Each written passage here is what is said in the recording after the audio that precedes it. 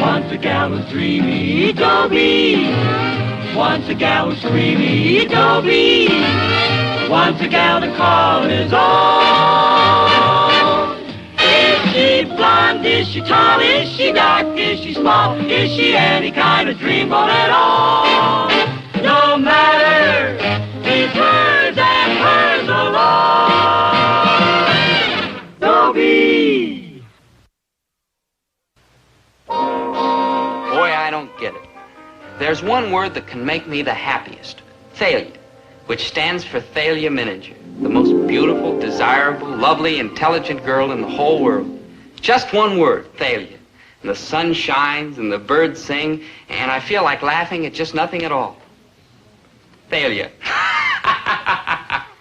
You see? As I was saying, I don't get it. Because there's also one word that can make me the unhappiest. The same word. Thalia. The most hard-hearted, greedy, grasping, selfish, conniving girl in the world. I hear that word, Thalia, and if I weren't a man, I'd weep. But I am a man. I can't weep.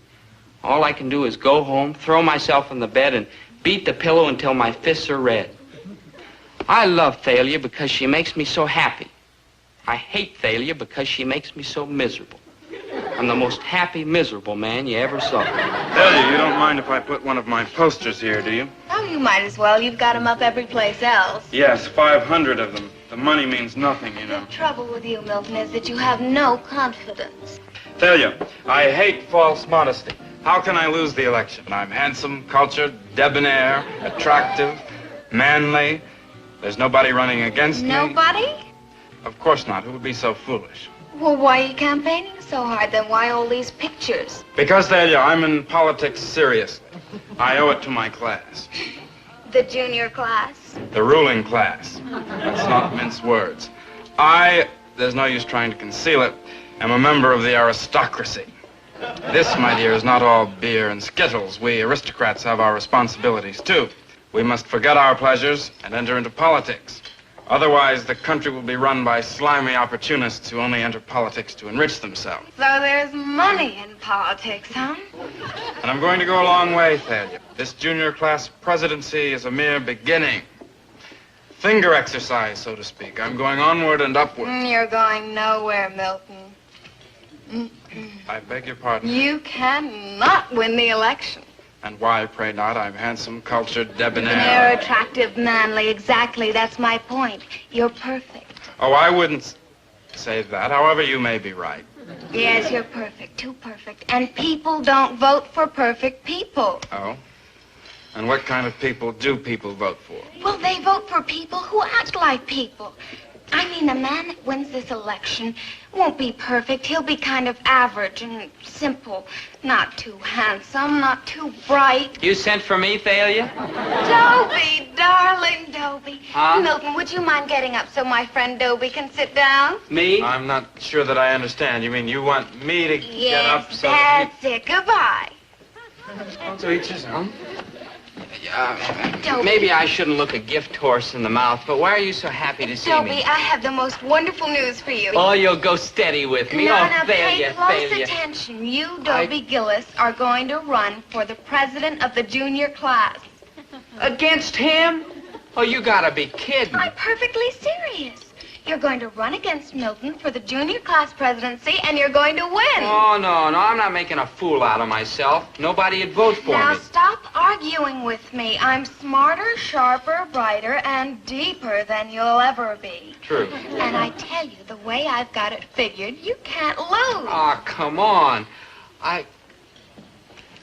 You mean you're gonna be my campaign manager? Of course. And we'd be together all the time? Of course. I'll run. Nobody will vote for me, but I'll Oh, run. everybody will vote for you, and this is just the beginning. Yeah. Think junior class presidency. Yeah. Oh, look at the big picture.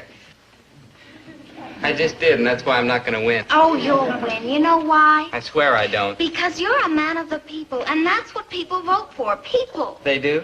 And just think, a few years from now, city council. Me? And then mayor. Me? And then governor. Me. And then senator. Oh. And then I do solemnly swear to uphold and defend the Constitution of the United States of America.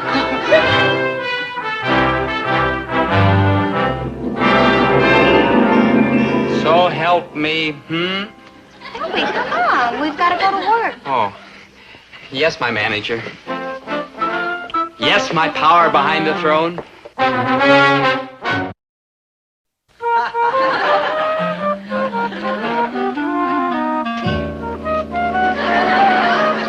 Hey, Dobe, do you like the sign, huh? I did it myself. Do you like it, Dobe? Do you like it? Oh, you've been a splendid campaign worker, Maynard. Splendid. Yeah, I did the sign nice, huh? Yeah, I appreciate that. And in years to come, I won't forget people who helped me when I was beginning my long climb to the top. Do you like the sign, Dobe? I did it. I like the sign, Maynard, and I'll never forget it. Never. Not even when I'm in the highest office. The highest office? You in trouble with the principal? No, Maynard, I mean the White House. Like, wow. The door will always be open to you, Maynard. Perhaps you'd like an ambassadorship. Crazy, man. Me going all them big brawls, them cats wearing red ribbons across their chests. Medals, yeah. Uh-huh. Howdy do, Duke. Howdy do, Duchess. Duchess, Maynard. Howdy do, Duchess. Howdy do, Dutch. Good morning, Clap. Great jumping, galloping Poles. Far be it from me to interfere with the processes of democracy, but will whoever perpetrated that banner... I did it, Mr. Pomfrey. Yeah, I made it all by myself. Well, then take it off all by yourself. This,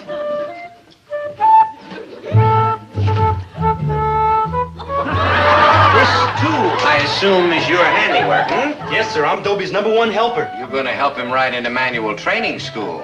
And yourself, too, if you don't stop electioneering in this class. And now, my young unemployables, if we may turn from politics to literature, please open your books to page 281. My father wanted me to study air conditioning.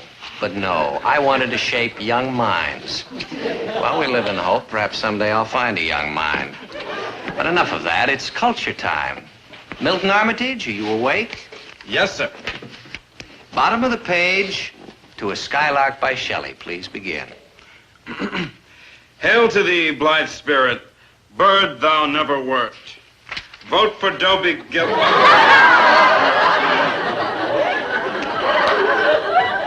Any ambassadorship you want, Maynard. England, France, you name it. Some more of your strategy? Oh, it was nothing.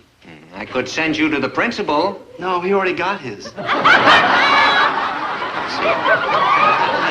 Maynard, I'm moved and touched by your ingenuity. In fact, I'm a little ill. Now, there will be no more campaigning for Dobie Gillis the rest of this hour. None. You understand? Yes. Now, Herbert, don't carry on so. You know how much this election means to Dobie. I don't care. I don't like being called fellow citizen at the breakfast table, and if I don't like it once, I don't like it 6 times. Ah, fellow citizens. Listen, you little ward Answer the dealer. phone, Herbert. Mom. The romance of democracy, stories of our great presidents. Well, dear, you are taking this election seriously, aren't you? Well, after all, Mom, us presidents should know about each other. Well, aren't you a little confused, dear? You're running for president of the junior class, not of the United States. Oh, sure, Mom. I know that's a long way off. 6 or 7 years, maybe. Oh, at least. Yeah, I mean, first I've got to be councilman, governor, mayor, and all like that, you know. And then I take it president? And I want you to know that I'm not forgetting the humble people who gave me my start. I mean, if you want to be ambassador to somewhere, anywhere at all, just say the word. Except England. I promised that to Maynard. Let me understand this. You are going to be president of the United States, and Maynard is going to be your ambassador to England? Yes. Who's your Secretary of State, Fabian? You've got a sense of humor, Dad. I like that. Now, if you want an ambassador... What I want is to see you put on an apron and go to work in this store. Lincoln worked in a store, Grant worked in a store, Garfield worked in a store, so why can't you work in a store? Well, I'd love to, Dad, but I've got a little campaigning to do. So long, fellow citizens. Dad, think about that ambassadorship. There's a bunch of countries in my geography book upstairs. Pick one you like. I gotta kill that boy. I just gotta. Now, have you got it all straight? I've I've got it. I come into Charlie Wong's ice cream parlor and I make a simple homespun man of the people Now speech. try and look simple and homespun and unspoiled and kind of boyish. Yeah. You haven't got a cowlick, have No, you? afraid not. Hey, maybe we could like cut up a piece of mine here and paste it on Dobie's. Thanks a lot, Now, Maynard. let's but get no going. thanks. Yeah. Oh, remember. I know. Simple homespun man of the people. Have you taken leave of your senses? Gillis is going to beat me. It's a fact, Milton. That man of the people jazz seems to be working. Maybe you ought to try it, Milton. Him? Man of the people? No, I guess not. Attention, everybody. Attention, I am here to introduce to you a man of humble origins. A man like Andrew Jackson or Abraham Lincoln or James K. Polk. Who's James K. Polk? Now, it gives me great pleasure to present the next president of the junior class, Dobie Gillis! Hey!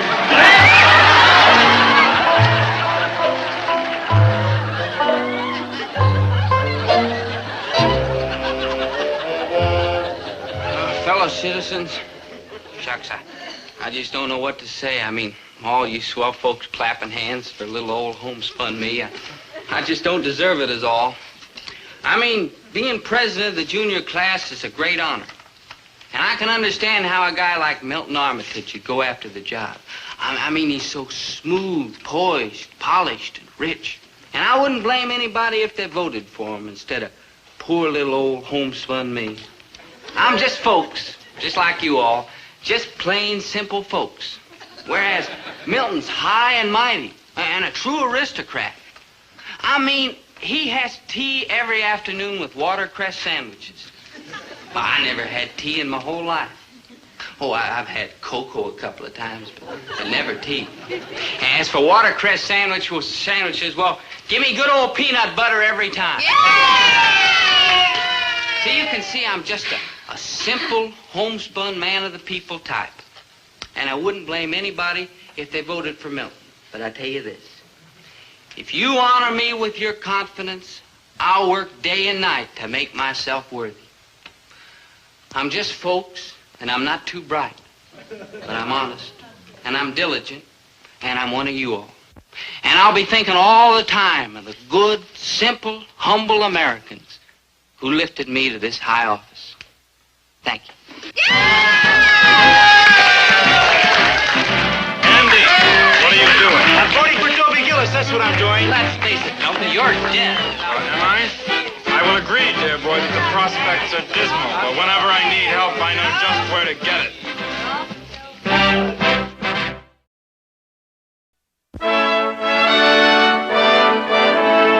Oh, good old mother, I'm in time for tea. Do we have watercress sandwiches? Oh, but of course, dear. Oh, jolly. That's all, Bridget. You're dismissed. Mother, the crust is still on it. I know, dear. The help one gets these days. True. How I wish we still had Alfreda. Ah, what a wonderful maid. And only $3 a week. Of course, she did drink 2 bottles of gin every day.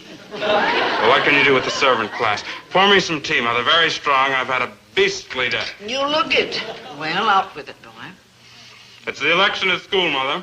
I'm losing it to a grocer's son. You must help me. How? You'll find a way, Mother. You always do. Oh, Milton, you're a nasty boy. You're just like your father. May heaven rest him. Oh, he was a nasty man. So nasty. May heaven rest him. You always helped him. Yes, I did. I was what I believe they call his hatchet man. And you'll help me. Oh, don't I always? I knew I could count on you, Mother. Oh, you are such a nasty boy. Much nastier than he was. Oh, have another watercress sandwich. I believe I will. I'm famished. Nasty.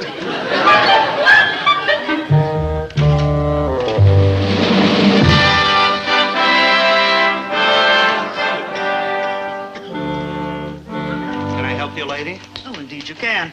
I'm Mrs. Walter Hurlbut Armitage. Not Mrs. Walter Hurlbut Armitage with the big white house on the hill, the 300 acres? All surrounded by a 16-foot brick wall with broken glass embedded in the top. Oh, this is indeed a pleasure. Allow me to introduce myself. I'm Herbert T. Gillis, proprietor. Enchanted.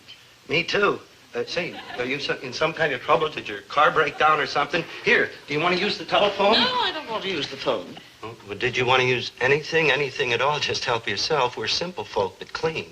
I wish to place an order. Oh, you wish to place an order with me? This list was made out by my housekeeper. I think it's fairly complete. Oh. 15 pounds of caviar? Imported. Oh, what else? 6 dozen pheasant, 120 pounds of shrimp, 36 dozen artichokes. I'm entertaining the Iraqi ambassador this week. And, of course, his wife. Yeah, those Iraqis really love their artichokes. Lobster, sirloin strip, capons, ripe olive, rose hips. The best part of the rose. Oh, ain't it the truth? Well, there are a couple of items on here I don't happen to have in stock, but I can get them for you. I can get them for you this afternoon. Oh, splendid. Incidentally, this bill's going to amount to quite a bit of money, maybe $200-300. Oh, yes, I know. There'll be a larger order later in the week. I'm having several people for croquet. Mrs. Armitage, I really appreciate getting your business, and I want to tell you right now that Herbert T. Gillis will always treat you fair and square. Oh, that's not necessary, Mr. Gillis. Grocers always cheat me. One expects it. Not me. I'll give you a fair shake. Well, Mr. Gillis, I see you and I are going to get on famously. I kid you not, lady. You give me orders like this twice a week, and you have made a friend for life. Well, I'm delighted to hear that, Mr. Gillis, because there is a small favor I'd like to ask of you. Lady, you've got it. Your son, Dobie, and my son, Milton, are both candidates for the same office at Central High School. Your son, Dobie, according to all indications, seems to be winning the election. You mean you think my son Dobie is going to beat your son Milton? Oh, lady, somebody's been giving you a bum steer. No, Mr. Gillis, it's a fact. It's a sad fact. Sad? My son Milton is such a sensitive boy. Nasty, but sensitive. He's going to be absolutely crushed if he loses this election. Now, on the other hand, your son Dobie, coming from sturdy peasant stock, accustomed to hardship and disappointments, I feel could survive a defeat without any permanent damage. I think I'm beginning to get the picture. Yes, Mr. Gillis. You persuade your son to withdraw from the election, and I'll give you all my grocery business. Now, that isn't quite fair, Mrs. Armitage. After all, Dobie's worked very hard. Orders like this, Mr. Gillis, twice a week. But sometimes oftener. Well, I don't know. I don't like doing this, Mr. Gillis. Especially for Milton. He's such a nasty boy. We can't pick our children, can we? No, we sure can't. But look at it this way. Dobie's young. There's always next year. And with the profit, the very handsome profit you'd be making each week from me, perhaps you could buy the boy some little thing to console him. Well, looking at it that way... Thank you, Mr. Gillis. I knew you'd understand. Yeah. I understand, but how am I going to make Dobie understand? Dobie, my boy, sit down there a minute. I'd like to talk to you. Dobie, I was 17 once, and I realize now that many things that seem very important when you're 17, in a few years, they're completely forgotten. Oh, that's awful. My boy. Yeah, that's better. My boy, when I was 17... Ooh, that's worse. Son. Oh, that's... Yeah, the manly approach. Stand up, Dobie. Stand up. That's it. Son. Say, it's a great day for the great day, isn't it, Dad? Dobie. Well, what you want? I'm in a hurry this morning. Thalia wants me to stand in front of the voting booth. She says I should keep campaigning. My boy. Yes, Dad? Son. Maker of presidents? Now, don't talk like that. I got something to say to you, and you're not making it any easier. Aw, Dad, I know how you must feel. Listen, you don't have to congratulate me right now anyway. Wait till the election's over and I get home this evening. Then you'll have all day to work on your speech. Son. Just say something simple to me. Son. Simple. But remember, someday, it's likely to be printed in a book like this. Son. Maybe I could have Thalia write something appropriate for you to say. Yeah. Shut up! Shut up? Me? Yes, you. You're beginning to act just like a politician. You can't stop talking. Well, I think good on my feet. It's like a knack. Milton Armitage's mother was in here just now, and she gave me a big order, an enormous order. Now, she does not want Milton to lose the election. So she'll give me an enormous order every week, maybe twice a week, if you will withdraw from this election. Withdraw? Oh, I know what it means to you, but it also means bread and butter to this family. It's undemocratic. It's un-American. I won't do it. You should be reported to some committee. You're trying to undermine the American way of life. I'm just trying to live the American way of life. With Mrs. Armitage's business, I'd show a profit every month. And don't forget, she's a leader. And if I please her, I get all that high society business. Wouldn't you like to see me in a supermarket?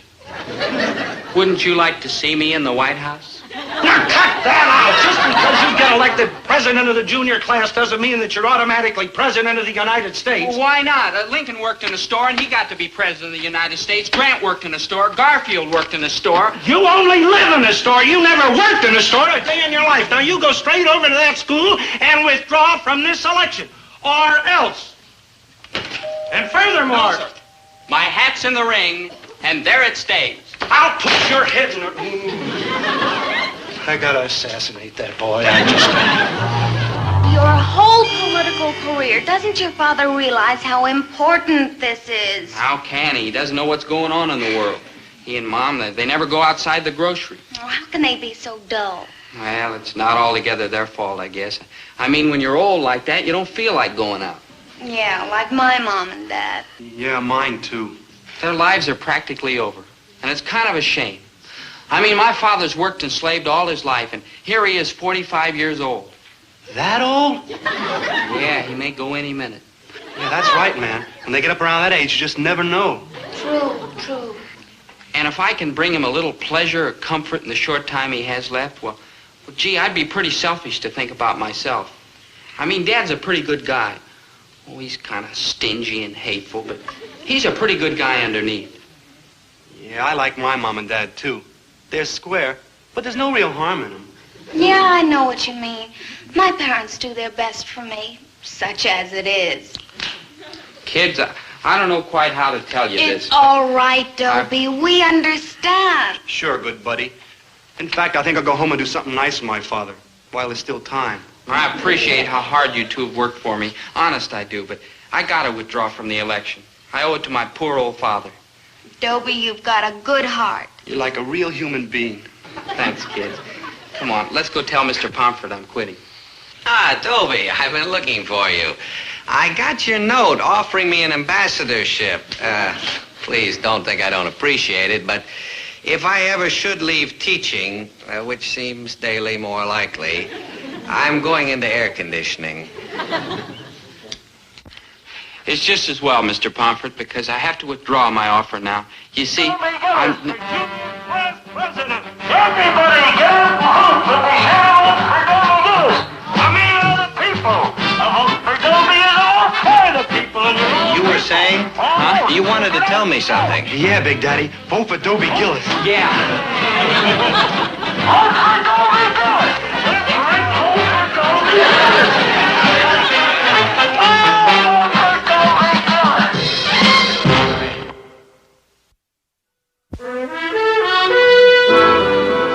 Calm down, Milton. I will not calm down. I will not do anything. I will hold my breath until I die. Oh, you are such a nasty boy.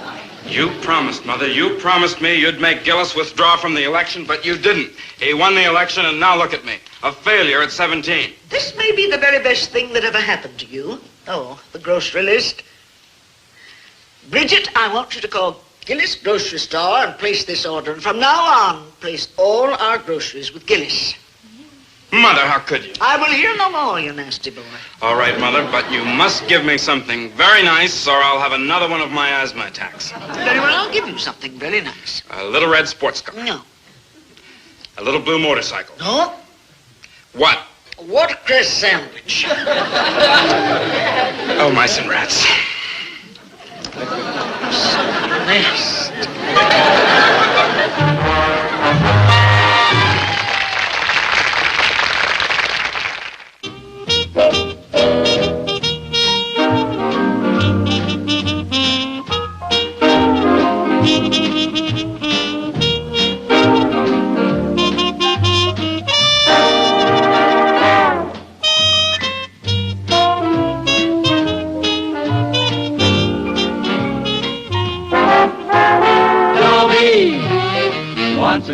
dreamy, Dobie. Once a gal was creamy, Dobie. Once a gal to call his own. Is she blonde? Is she tall? Is she dark? Is she small? Is she any kind of dream one at all? No matter, he's hers and hers alone. 'Cause Dobie has to have a girl to call his own.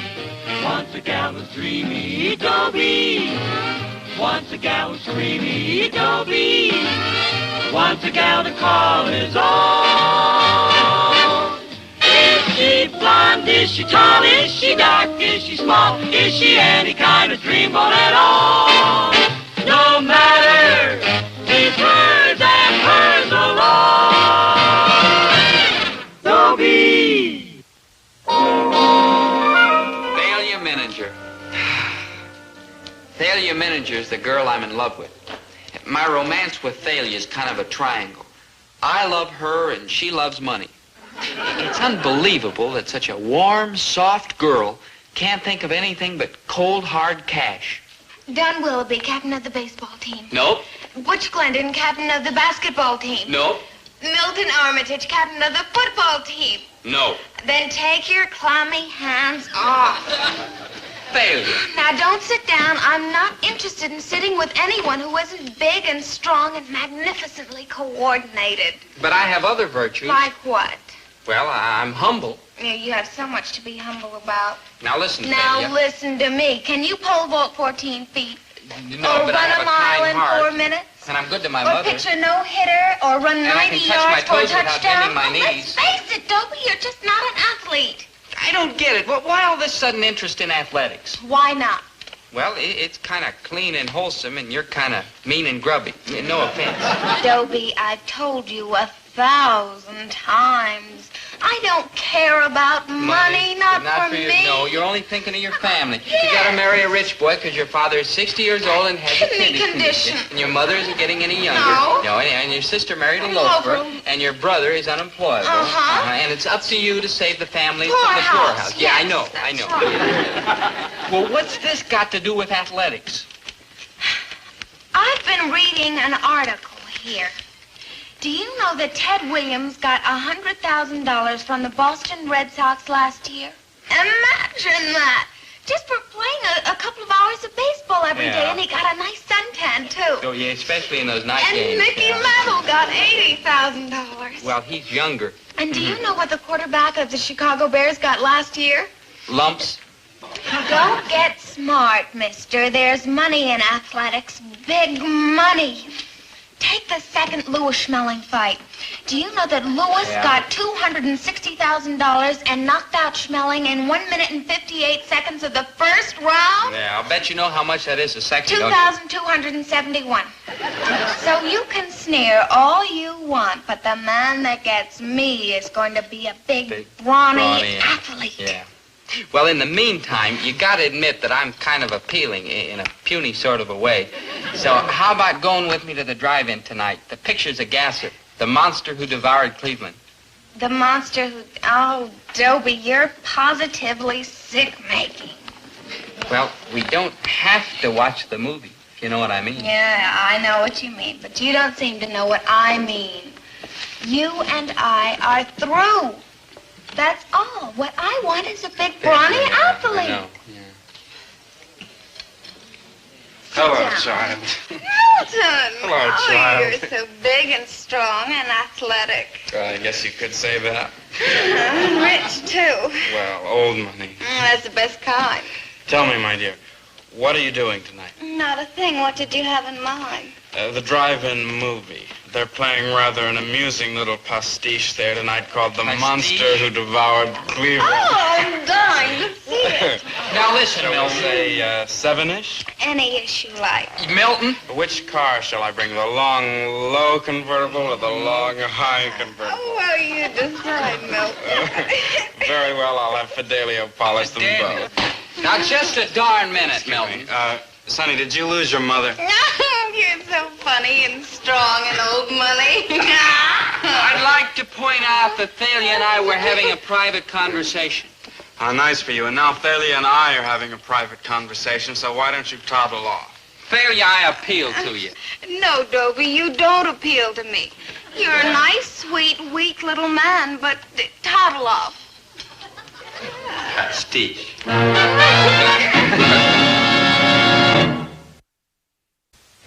S-I-K. I mean, why mess around with a chick who digs muscles?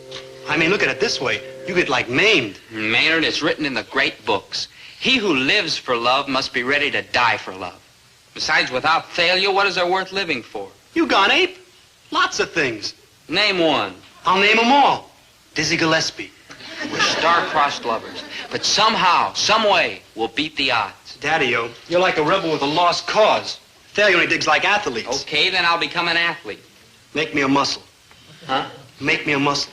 Oh. Dobie, find yourself a chick who digs like your beautiful mind. Maynard, you're the hippest, but when it comes to love, let's face it, you're square. Smile when you say that, mister. You don't get the point. A man in love can move mountains. Yeah, but he can't become an athlete. I'll become an athlete. What kind of athlete? I don't know. Basketball? Too short. Baseball? Too slow. Shot put? Too weak. Football? Too yellow. That leaves the girls' swimming team, and you'll never pass the physical. I'm sure I have athletic abilities. They just have to be tapped. Dobie, love has tapped you so hard you're punchy. Maybe polo's my game. Or lacrosse. Or squash. Punchy? Did you say punchy? Yeah, I sure did. Maynard, you just said the magic game. Boxing. I'll become a ruthless fighting machine. So long, Dobie. You just crossed over. Maynard, do we have a boxing team? No. Then who's to know I'm not a ruthless fighting machine? Well, for one, Thalia won't know. She'll know when I flatten the greatest athlete in the history of Central High. All city, all state, all interscholastic. Man, you could only mean... Moose McCullough, the legend. Oh, I know he'll cooperate. Oh, I dig. A fix. Yeah. Yeah, what makes you think Moose McCullough's gonna let himself get flattened by you? Because Moose springs from that special breed of men. He'll do anything for love. The pursuit of La Femme is the noblest art known to man, Dobie. You can count on me. I knew you'd feel that way, Moose. We're cut from the same cloth. Oh, little Moose must be hungry. Hand me that bottle, will you? Oh, sure, Moose.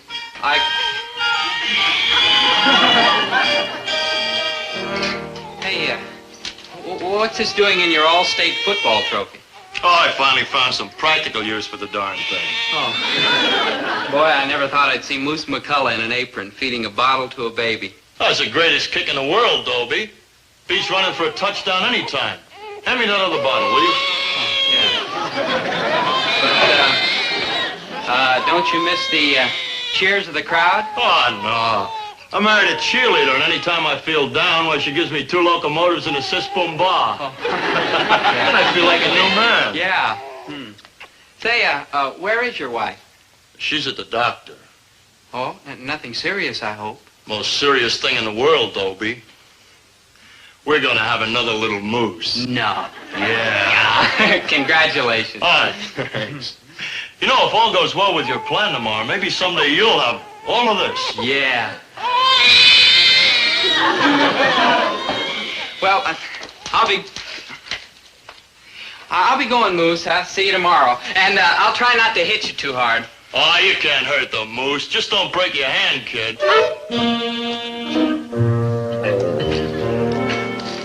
Oh, Dobie, how sweet. I'm just mad about banana split. If only I could be a banana split. Now, Dobie, let's not make things difficult. I may as well tell you, Thalia. When I leave this table, it's all over. Kaput. I'll never bother you again. Dobie. Please, no pity. I know now there can never be anything between us. I'm too insignificant, too ordinary, too commonplace. There's only one thing I can say. Yeah? You're absolutely right.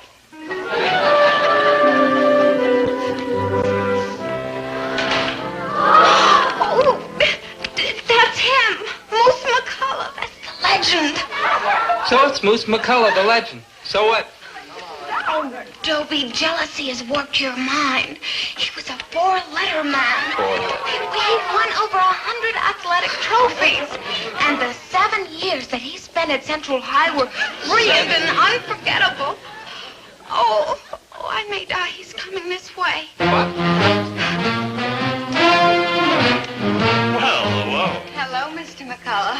Oh, my friends call me Moose. She isn't one of your friends. Oh. She's gonna be. You're picking on the wrong girl, Mr. McCullough. She's not interested. Dobie, mind your own business. You heard her. Now, why don't you toddle off home and play with your finger painting? Mr. McCullough, sir, I'm not going to stand for this, sir. I know you're the greatest athlete Central High ever had, Mr. McCullough. And I know how strong and tough you are. And even how you were a professional heavyweight fighter for a while.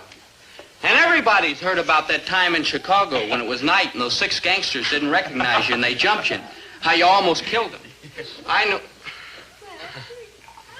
all about that, Mr. McCullough, sir. All about what? Listen, why don't you run over to the counter and see if they've got your pablum ready yet? But I love Thalia Miniger. And I'm going to count to 3, and if you haven't stopped bothering her by then, I'm going to slug you, Mr. McCullough. Oh, I know, you may kill me. But what does it matter? What is my life compared to 1 second of Thalia Miniger's happiness? So leave her alone, Mr. McCullough, or else. 1. No, Dobie, you're crazy. 2. Stop before it's too late. 3. He'll kill you, Dobie!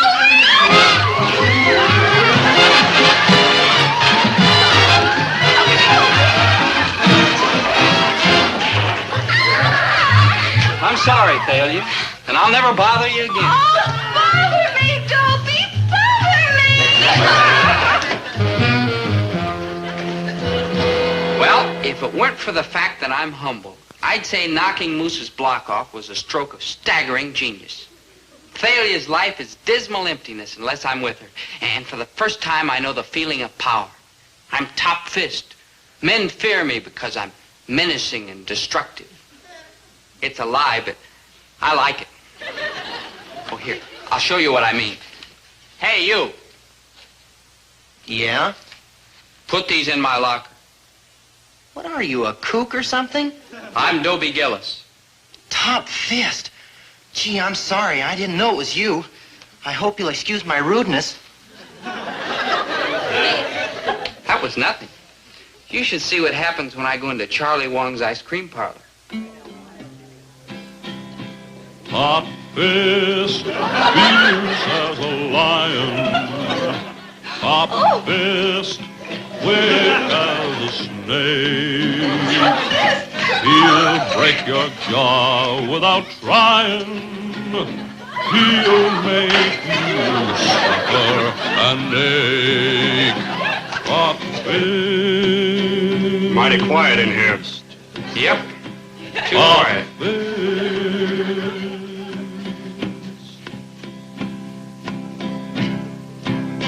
Play something for Top Fist. Play.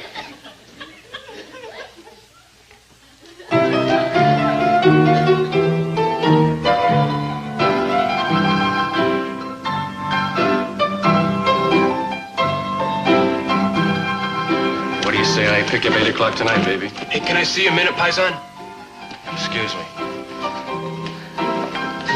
Look, stupid, can't you say I'm busy operating? Well, tomorrow they'll be operating on you. That's Dobie Gillis's girl. Look, I don't care who's... Dobie Gillis. Dobie Gillis, the guy that reduced the legend to rubble. Holy smoke, I better get out of here.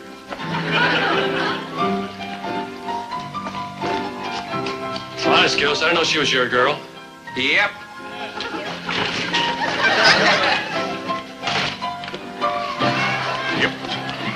He's rough and he's tough, but he's tender. He never hits children or girls or women of the opposite gender or kittens or puppies. Won't you join me? Or squirrels. Aren't you with him? Don't mind me, Top Fist. I'm just leaving. Honest. Thanks again for getting rid of that. You're rotten, but call me sometime. My phone number. Violet. Top fist, His hand strikes like lightning. I touched him. I touched his fist. Here's a man kind but frightening. Here's a man sweet but bold. Top fist, top fist. Sit down, Top Fist. Do you have to call me that? What, do you mind? Sure I mind. I'm not just strong and savage. I'm also modest and gentle. I'm sorry. It's just that I'm so proud of these swift but terrible hands. Couldn't you be proud of the rest of me, too? Well, Dobie, let's face it. Without these hands, you're nobody. But with them, you're somebody. What you doing tonight, baby? Well, what you got in mind? A drive-in movie?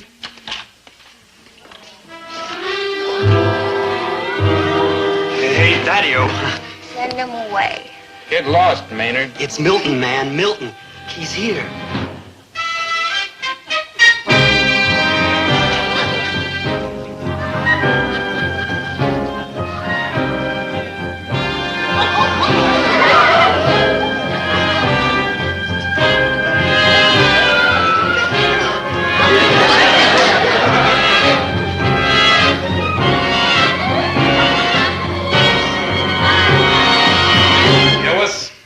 Yep.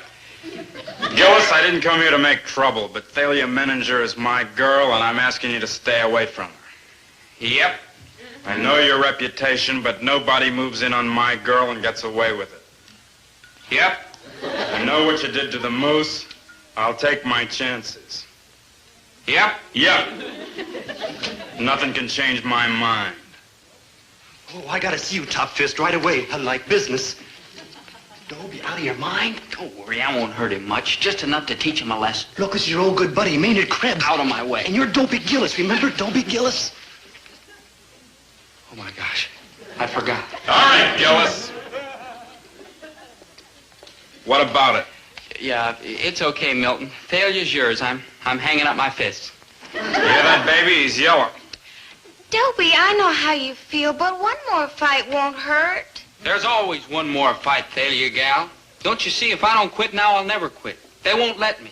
There'll always be some glory-seeking punk looking to knock off the guy who knocked off the legend. No? That's why I'm hanging up my fists. No, You'll fight or else. No. You be in the park at 3 o'clock tomorrow afternoon and we'll all know you're yellow. 3 o'clock. Sharp. Yellow.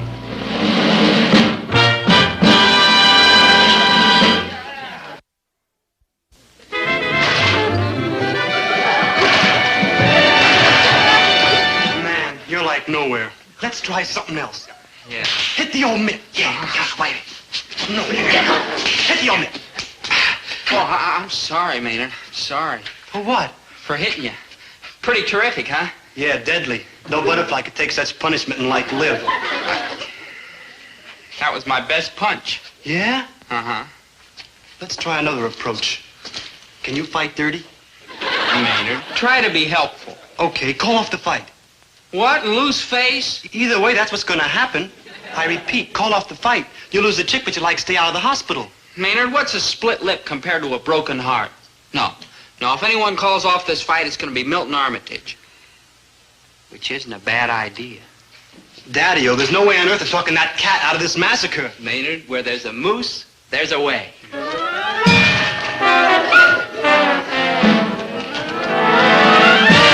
That's the old one, too. Moose. Hi, Milt. Hey, you're fighting Dobie Gillis tomorrow. Yeah. Did he do all that to you? Ah, the punk got lucky. Broke my jaw in 3 places. But don't worry, you can take him. You're darn right. What happened to your leg? Oh, I guess I fell down pretty hard. Compound fracture. Compound? Yeah, that punk sure packs a wallop. But don't worry, you can take him. Sure. All you gotta do is stay away from his left. Right. Stay away from that, too. In fact, it might be smart just to stay away. I thought you said I could take him. Well, sure you can. I was just thinking about that Grecian nose of yours. What about it? Well, you know, in case Gillis gets lucky with another one of those Ah, forget it. Those plastic surgeons can fix anything today. Moose, I know you mean well, but you're just wasting your breath because I'm going to fight Gillis tomorrow. Now, if you'll excuse me. I wonder what's taking the Moose so long. I hope he isn't having trouble talking Milton out of the fight. Yeah, I hope so, too, because if Milton fights, you're like dead. Dobie! You're like dead. You didn't talk him out of it? I did my best. Well, what am I going to do? You could, like, blow town. You're gonna stay right here and fight, boy. Me? Him? Him, he's top fist, ain't he? But, Moose, you know that's not true. People only call me that. Well, they called me the legend, and by George, I became the legend. Listen to me, Dobie. You can do it. If you believe in yourself, you can do it. But, Moose... No buts. Do you love failure or don't you? Sure I love her, but... No buts! Now, look. Love can change the world. It can move the earth. Love changed a 97-pound weakling into top fist. Grit, boy, grit. Courage, determination. Fight, smash, kill, destroy for love. For failure. You can do it, boy. You can do it. Sure, Dobie. You can do it. Remember, good buddy. Top fist, fierce as a lion. Top fist, quick as a snake. He'll break your jaw without trying. He'll make you suffer and ache. Top fist, the world stands and trembles. Top fist, with muscles just like steel. I broke it. No, it's just bent a little. My hand, Maynard, my hand. Ow! Failure? Dobie, what happened to your hand? The hazards of training, my dear. Yeah, it's broken. All 6 fingers. Yeah. Oh, that's a shame. Well, I guess you'll just have to fight with your left hand then. You mean you still want me to fight? Well, why not? I mean, you don't need more than one hand to take a cream puff like Milton. Cream Puff, he's captain of the football team. You'll take him top fist. I know you will. What happened to you? Accident in training. You? Same thing. Tough.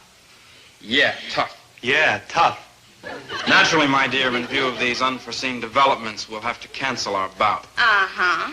Perhaps in a year and a half or so, when it heals. My doctor says 3 years. Yeah, I think you're just a couple of fakers. Yes, I rather thought you would. You're a great beauty, Thalia, but you have a very suspicious nature. So I've brought here a little proof. I have an X-ray picture here. That dark line you see there is a fracture. Compound fracture, I believe. Very interesting. Are you convinced now? Yes, there's only one thing wrong. It's an X-ray of a foot. Fools. Nice try, Milton. Now, I suppose you have an X-ray to give me, too? You're darn right. Maynard, show her the X-ray. And this is no foot. Ah, you're right. It's a hand. Then you believe me? Yes, I certainly do. And you'll be my girl? No, I certainly won't. Then you're mine. No, Milton, what I want is a fighter. And a fighter needs 2 things. He needs lots of guts and 2 hands of iron. You haven't got one and he hasn't got the other. So I'm just going to have to keep looking. Goodbye, boys. Well, chin up, fellas. And look at it this way. You're like better off without her. I mean, who needs girls? They're like fickle, and they like spend your money, and they like bug you all the time. I mean, like, who needs them? Like, shut up.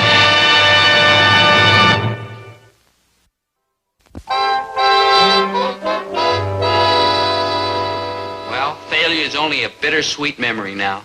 But all is not lost. I still have my reputation. I'm top fist. Here, I'll show you what I mean. Hey, you. Yeah? Put these in my locker. You a kook or something?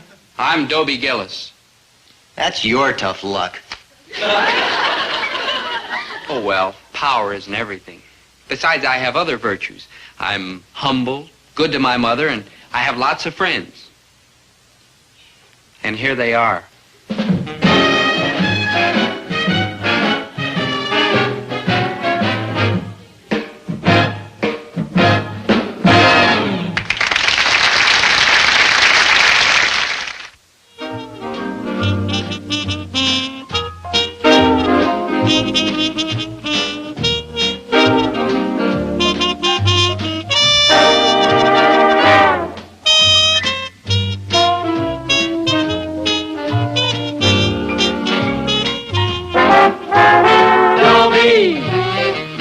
a gal who's dreamy, Dobie. Wants a gal who's creamy, Dobie. Wants a gal to call his own. Is she blonde? Is she tall? Is she dark? Is she small? Is she any kind of dreamboat at all? No matter, he's hers and hers alone. 'Cause Dobie has to have a girl to call his own.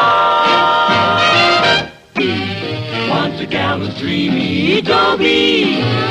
Wants a gal who's creamy, Dobie. Wants a gal to call his own. Is she blonde? Is she tall? Is she dark? Is she small? Is she any kind of dreamboat at all? No matter, he's hers and hers alone. Dobie. 17 years ago, when I was born, my father bought me a piggy bank, and he put a penny in it for luck. And I'll say this for my father. Anytime I'm in trouble, he's right there with another penny. Why am I talking about money? Same reason as always. Thalia Menninger. Ah, Thalia. Thalia the lovely, Thalia the divine. And she's so unpredictable. She's the most predictable, unpredictable girl I know. One minute she comes up to me all sweet and soft and creamy. That's the way she is for 1 minute. But the next 59 minutes, she's like that with some other guy. Oh, gosh, Thalia. Gosh, what? Gosh, you're sweet and soft and creamy. Now, that's because I'm with you, Dobie, dear. How about going for a nice long walk? Well, I can't. I promised Chatsworth Osborne Jr. I'd wait for him. Chatsworth Osborne Jr.? That snob? Why, if he weren't rich, you wouldn't But even... he is. Money's all you care about. You wouldn't even look at Chatsworth Osborne Jr. if he didn't live in that big house on the hill and drive an expensive sports car and was poor. We'll never know. He's loaded. Yeah. Look what he gave me. Smell. The most wonderful perfume in the world. Oh, yeah? Well, what's it called? Spell it.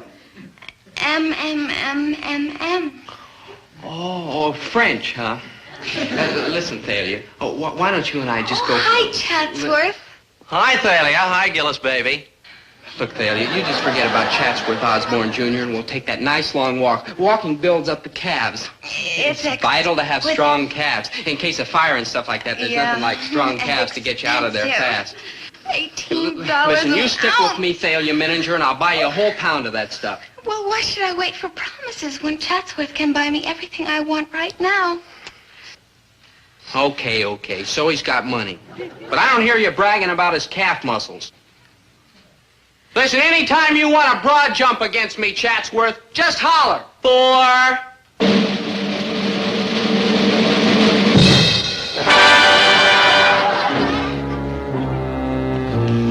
Oh, Chatsworth, that was just marvelous. Yes, it was rather, wasn't Oh, it? I bet you have the strongest calves. Oh, would you care to feel them? May I? Just one. Oh, they are strong. That's such exquisite perfume. Smell. 28 feet. Hey, watch that. She's with me. She's my girl, practically. 28 feet? Well, we did have half a date, but you can forget about that. Half a date? What do you mean half a date? Well, you'll be here and I won't. Bye. Oh, bye-bye, Gillis, baby. 28 feet?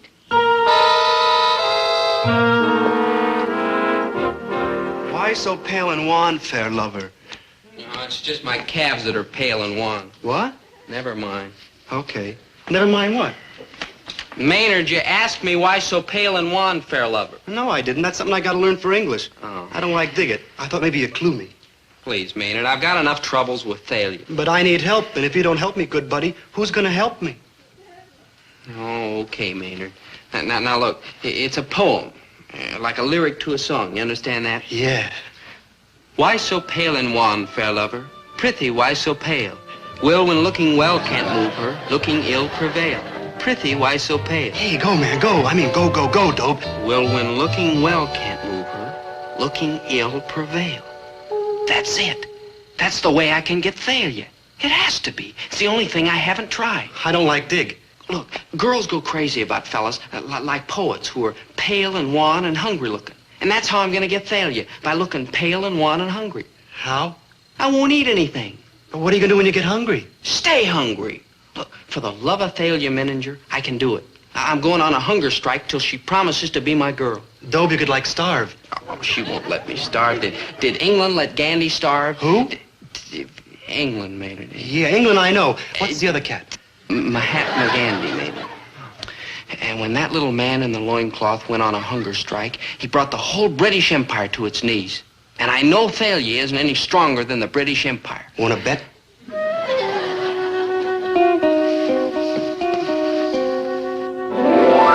Thalia Menninger, I'm asking you for the last time. Will you be my regular, steady, permanent girl? I'm telling you for the last time, I will not. All right, that does it.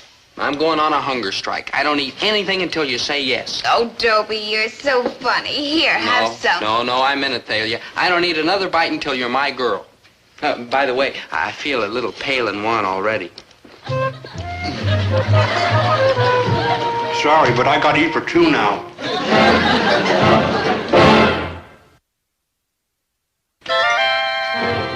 Oh, there you are, dear. I was beginning to worry that your dinner might get cold. Sit down. Roast lamb. No, thanks, Mom. I'm not hungry. I'm ready to go. I've lived a good life, not perfect maybe, made some mistakes, but all in all, a good life. I'm ready. Herbert, what are you talking about? You heard what the boy said. He is not hungry. And Dobie not hungry can mean only one thing. The end of the world is coming. Okay, I'm ready. Dobie, sit down. Herbert, stop teasing. No, thanks, Mom. I'm in it. I'm not hungry. You're sick. Herbert, get the doctor. It must be something serious. No, really, Mom. I feel fine. I'm just not hungry. But it's roast lamb, dear, and you always like the way I fix that. Quiet, Winnie. Dobie, sit down! Dad, I'm not sick. I'm just not going to eat anything at all, ever again, until Thalia's my girl.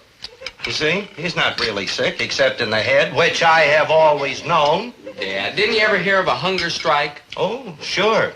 And I think it's a great idea. Herbert. Well, look at it this way, Winnie. You're getting tired of going places in that old grocery truck, but we can't afford a car. Now, if Dobie lays off eating for a couple of weeks, we'll be able to save enough to buy one. Maybe two. I think I'll go to my room.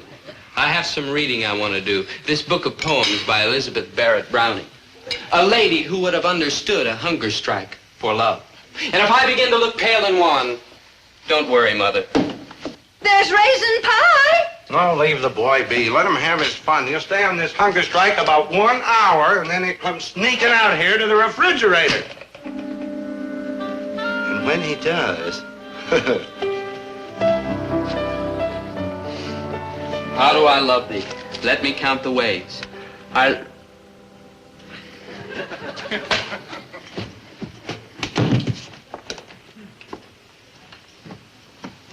Sorry, Elizabeth Barrett. How do I love thee? Let me count the ways.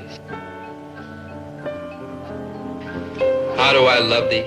Let me count the ways.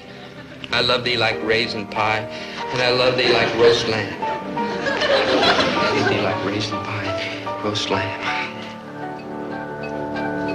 I'm starving. Mother's right. I could starve to death.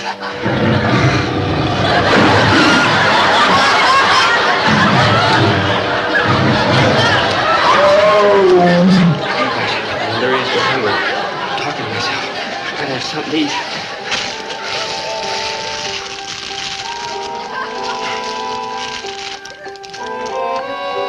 Gotta start out the starvation diet all at once. Gotta start out just cutting down. Gotta have something, anything. I'm gonna have a kitchen. Nobody will ever know. I just can't. Not a sound there in bed. Nobody will ever know. I just gotta eat. I'm starving.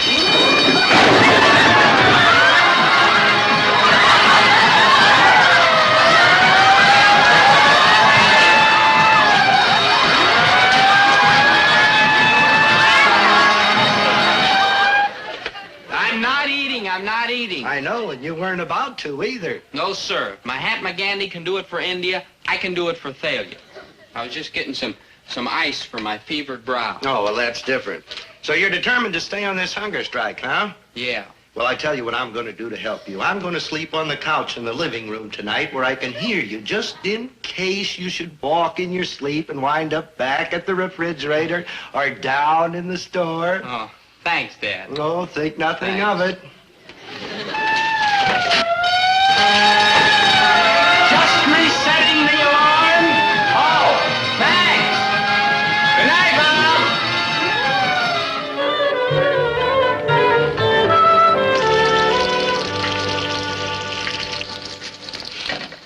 Hey, that smells good. Should I go? I have my own way of calling the hat McGandy this morning. I live this hunger strike.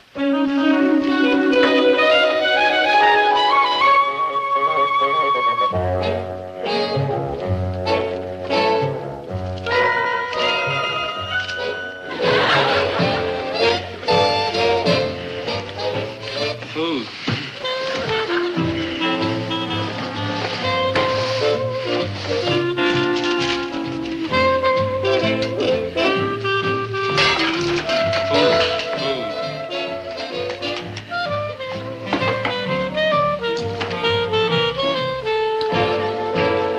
Well, I'm glad to see you decided to come back from India and rejoin us normal humans, Mahatma. I'm glad the hunger strike is over. I knew that even failure couldn't make you miss more than one meal. Oh, I almost forgot. Sure, the hunger strike's not over. I said I was going without food until Thalia's my girl, and I meant it. Dobie, you've got to eat. I am not going to stand by and see that boy ruin his health. Oh, take it easy, Winnie. He just can't give in right in front of us, not yet anyway.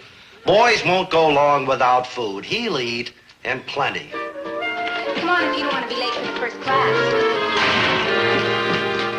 Maynard, give me. Hold, good buddy. You're on a hunger strike, remember? I remember. Oh, Dobie, I think it's so wonderful you're going on a hunger strike for love. We all think it's the most thrilling thing we ever heard of. Oh, thanks. It's nothing. Come on, hurry and finish that, Maynard, or we'll be late. Yeah, but you were going to... Hurry, Maynard. Thalia said you're just faking. She'll find out. My mother's already worried about how pale and wan I look. Oh, you do. You really do. Yeah. I think Thalia's disgusting. Yes, she is, in many ways.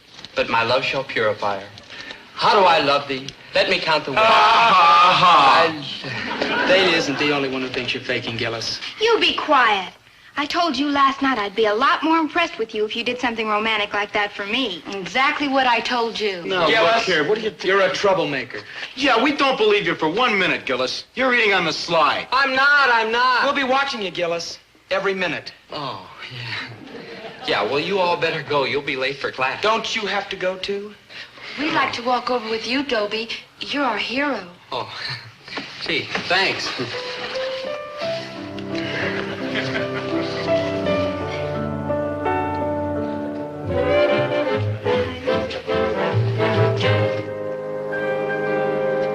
Hey, hungry lover, you want a hot dog? Now leave Dobie alone. Very good hot dogs, Gillis. And I'll buy. No, thanks. Okay, just remember, we're watching you. You mind your own business, you glutton. Here you are, Dobe. I got it for you. Not here, Maynard. They're watching. Eat it. Oh. I gotta get something to eat. I'm starving. I know. Go home and eat. Maynard, I told you I'm starving there, too. My dad would laugh at me.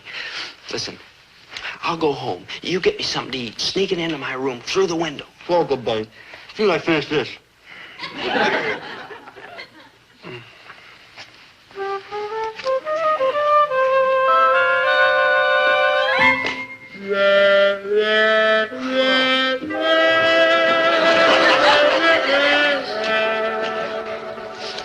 No, please, girls. It's just a weakness. It'll pass. Come on, we want to take you home. Huh? What courage. What fakery, you mean? Oh, shut up. What do you know about love? Yeah. How do you stand on lynching?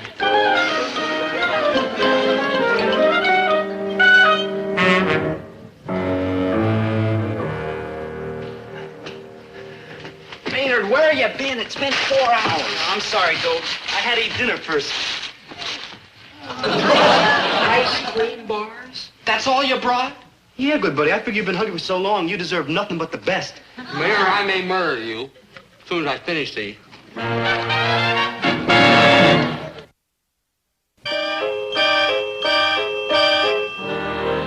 Just look at her, stuffing herself, and poor Dobie's practically dying over her. She has no shame at all. Well, I'm not going to eat in public when Herm starts starving for love of me. You told him? 3 nights ago. I said, Herm, you'll get no more dates with me until you go on a hunger strike for them. Me too. That's exactly what I told Frank. What happened? I haven't had a date since. Me either. Look, here comes Dobie. Isn't he romantic? Mm-hmm. Listen, Gillis, our girls won't give us dates unless we go on a hunger strike, too. So stop faking or else. Please, I may faint. We gotta do something about him. And we're going to. Watch it, Pops. This pale and wan fair lover's my friend. Oh, he's a kook. Yeah, but he's a pale and wan kook. Dobie, you're out of your demented mind. You're not fooling me. You're pretending that you're not eating and reading poetry all the time. I'm also writing poetry for you. Oh, Thalia, your lips are like the petals of a rose. I'd like to kiss you underneath your nose. Good heavens, Dobie. Oh, I knew you'd love it. I don't love it, and I don't like your starvation routine. Look, people are talking. Now, if Chatsworth's parents ever found out that I knew a kook like you, why, they might not let me date him anymore. So stop the act. Will you be my girl? No. Then I'll go on starving myself, unto the death. If I can't have you, my darling, I'd rather not have life itself. We poets are like that. He who for love hath undergone the worst that can befall is happier thousandfold than one who never loved at all. Goodbye. Ah, me. Alone, alone.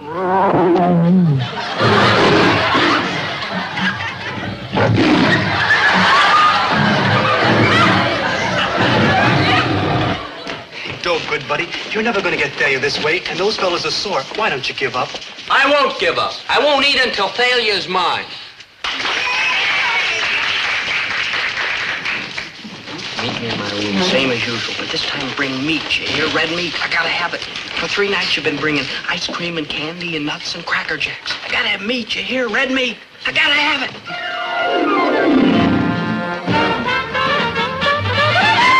There you are, good buddy. Red meat. Nothing else, just a salami? A red one, the reddest. A garlic salami? The garlickiest. I went all the way across town to get it for you. Will you please stop worrying, Winnie? The boy is eating. I don't know where, but he is eating. In fact, he looks to me like he's putting on weight. I don't know what kind of a father you can be, Herbert Gillis. I'm the kind of a father who can spot a phony. Oh, that must be Thalia. Come in. Thalia? I am taking matters into my own hands. Hi, I got your message. I have a date, but I thought I'd stop by and see what you wanted.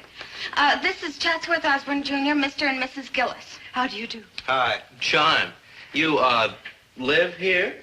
Yeah, what's the matter with it? Oh, nothing. It's very amusing. Yeah, we have a lot of fun just sitting around laughing at it. All right. Thalia, I asked you to come over because I wanted to have a little talk with you, woman to woman. You know that Dobie isn't eating because of you. Oh, now, Mrs. Gillis. He really isn't eating? Of course he isn't. Can't you see that he's wasting away before our very eyes? No, you couldn't. You're not his mother. Only a mother looking at her baby through the eyes of love could see. Oh, Thalia, you must help me. You must just say the words, whatever they are, that will make him eat. Oh, please, Thalia, you must. Please, save my baby's life for me. Okay. No, that salami's like a lot garlicker than I thought. Thalia's here. She wants to talk to you. The salami's gone, but the melody lingers on. They're not letting anybody get near me. My baby. If you would listen to your own mother who bore you and raised you, maybe you'll listen to Thalia. No, I can't. Oh, he hates me. I can't blame him. Dobie, I didn't know you really weren't eating until your mother told me. Dobie, Dobie, please look at me. No, leave me alone. Go away, Thana. Go away or I'll jump. Oh, no. I'll give in, Dobie. I'm yours. Dobie, she's yours. How about a steak? Dobie, please come back inside. I'm yours. Just one moment, please. Thalia, can you be serious? I mean, are you giving me up for him? Yes, Chatsworth. In that case, you leave me no alternative. I shall go on a hunger strike. You'll what? Precisely what I said. If you won't be my girl, I shan't eat. And I should like to point out that when I don't eat, it's rather more impressive than when he doesn't eat. When I don't eat, I'm denying myself caviar, squab, lobster, crepe Suzettes for breakfast. Whereas what Dobie doesn't eat, I wouldn't eat in any case. Pork and beans, hominy grits, ham hocks. So you see, Thalia, in my case, a hunger strike is rather a major undertaking. Yes, you've got a point there, Chatsworth. Oh, I'm sorry, Dobie, but you see how it is. I really don't have any choice, do I? Oh, I'm sorry, Mrs. Gillis. Do you really have crepe Suzettes for breakfast? Oh, every morning.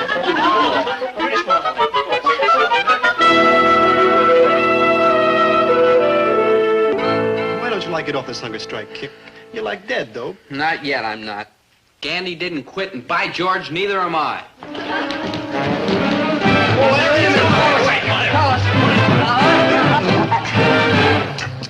Okay, Gillis, your hunger strike is over. You got the pizza and we got the picture to show the girls.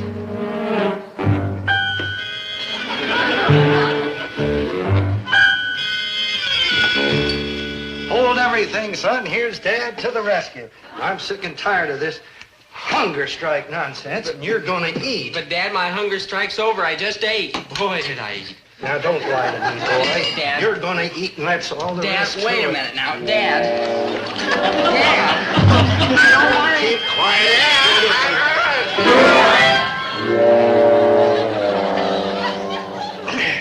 There now.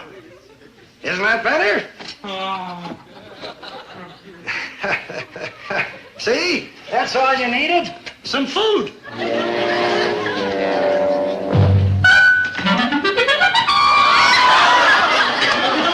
Dobie, I have asked you to do very little, but you have got to eat this for me. Yeah, I would, Mom, but Dad just fed me. Oh, Dobie, my poor darling, you're having hallucinations. Oh, no, Mom, just feel. Oh, starvation. Starvation. Oh, Dobie, darling, this is your mother speaking to you. Don't cry, Mom, please. I'll eat. Oh.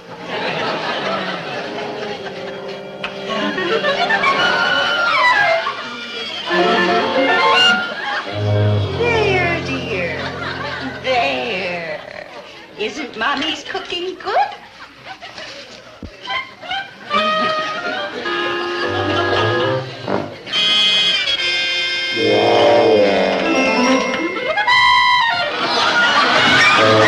Dobie, you poor thing.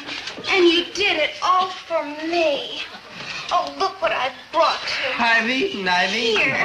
It's everything I can cook. Frankfurter, sauerkraut, chili, and dumplings. Thalia, I've eaten. Oh, you're so noble, Dobie. Not wanting to force me into being your girl. You don't have to lie about having eaten. But what about Chatsworth? I mean, he's such a nice fella and handsome. And rich. Mm-hmm, rich, Yes, but it's you, Dobie. There's nothing I can do about it. I'm hooked. Eat. Oh, no, I'm sorry, Thalia. I just can't. But you must. Now, remember, when we get married, you're not going to be able to afford a cook or going out to restaurants. So I'm going to have to do all the cooking. So you might as well learn to like it. Thalia, look. Come on, Dobie. No arguing. Just eat. Eat.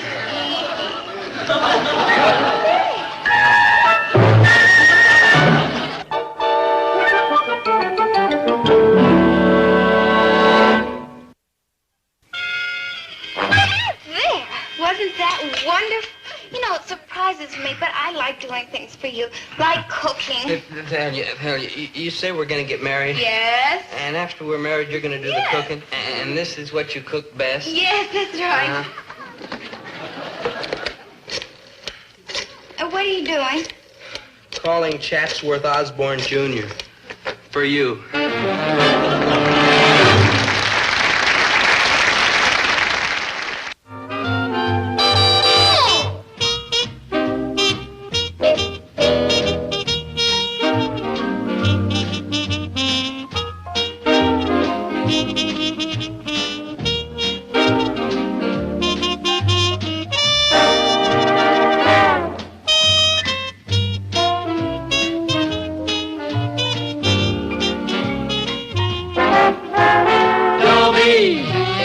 Once a gal was dreamy, Dobie. Once a gal was creamy, Dobie. Once a gal to call his own. Is she blonde? Is she tall? Is she dark? Is she small? Is she any kind of dreamboat at all? No matter, he's hers and hers alone. 'Cause Dobie has to have a girl to call his own. Once a gal was dreamy, Dobie. Once a gal was creamy, Dobie. Once a gal to call his own. Is she blonde? Is she tall? Is she dark? Is she small? Is she any kind of dreamboat at all? No matter, he's hers and hers alone. Dobie, Dobie.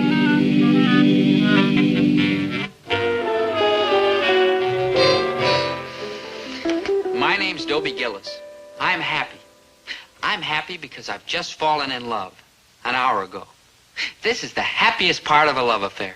Just after falling in love and just before the problem of money comes up. Those precious minutes. Well, that's enough of being happy. Time to start worrying about money.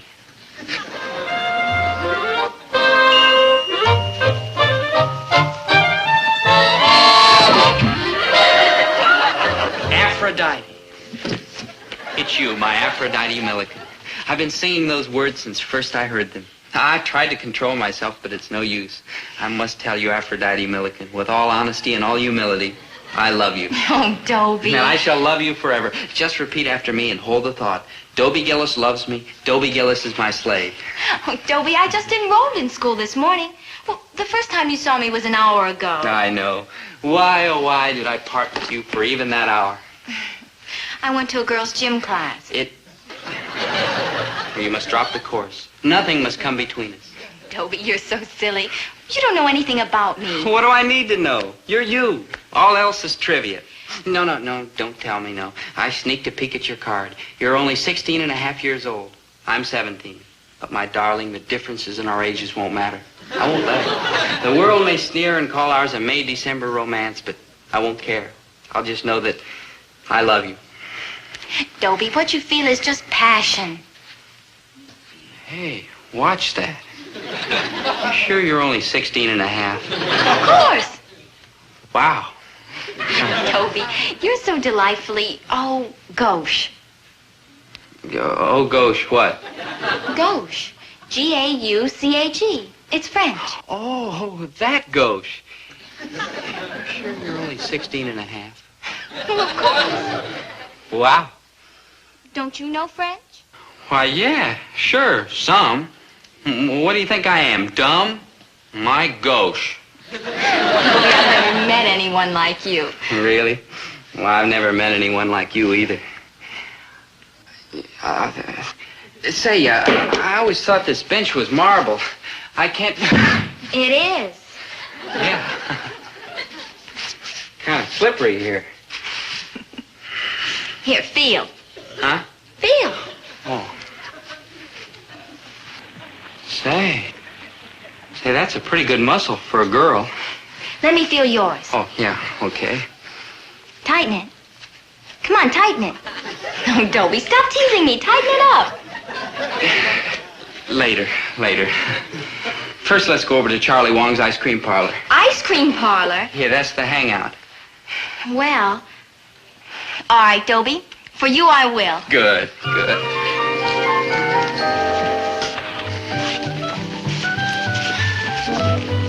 Do you come here often. Sure, all the time. It's just such a frivolous place. Well, yeah, sure. I mean, well, I figure you gotta frivol once in a while. Well, it's either here or home. Maynard? Maynard. How are you, Maynard? Cool, Dad. Maynard, this is Aphrodite Milliken. Aphrodite, this is my friend, Maynard G. Krebs. Ooh, frantic. Well, he certainly belongs in such a frivolous place. Yeah, old Maynard's about as frivol as you can get. Oh, Charlie. Aphrodite, although I'm not a wealthy man, you may order absolutely anything your heart and stomach desire. Up to, Did you expect me to swallow one of those sodas? Huh? And you were going to swallow... Well, you are not. No? Niashiba shila shina guanba. Hamujao. Oh, hai shitao. Niashina shila. Huila. Chinese? Wow. Now, here's what you should eat. Nice, sensible refreshment.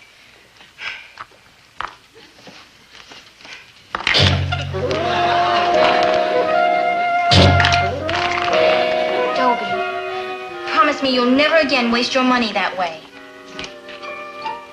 I promise.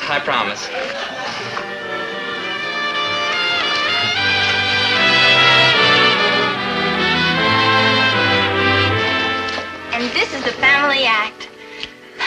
We just got off the road yesterday, and this is our winter quarters. The 4 Flying Millikens. You're an acrobat? Mm-hmm. And you live in here? Well, of course. Oh, hello, Father. Father, I want you to meet Dobie Gillis. Dobie, this is my father. How do you do? Dobie, is it? Yes, ma'am, Dobie. D-O... Father? That's right. I mean, you're a man? Fathers usually are. Yes, my boy.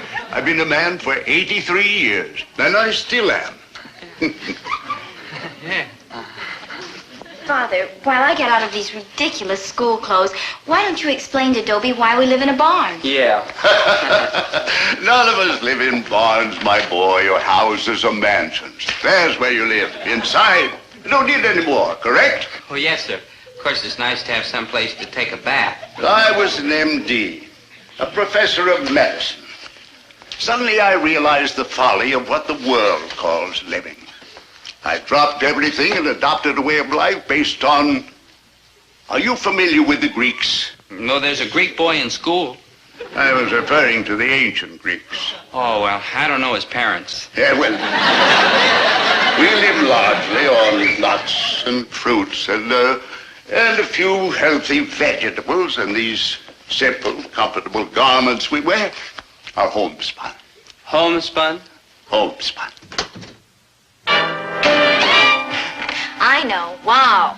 Well, It's a new word I learned today. you actually learned something at that school? I only meant that, well, Aphrodite passed the Harvard entrance exams when she was 12, just for fun. Wow. You said that. I just meant, would you like to go to the movies tonight? Huh? Although I'm 17 years old, I assure you I'm very trustworthy, sir. How about the movies, huh? My dear, don't forget your study hour. Oh. Aphrodite will see you at 8 o'clock. Yes, sir. 8 o'clock.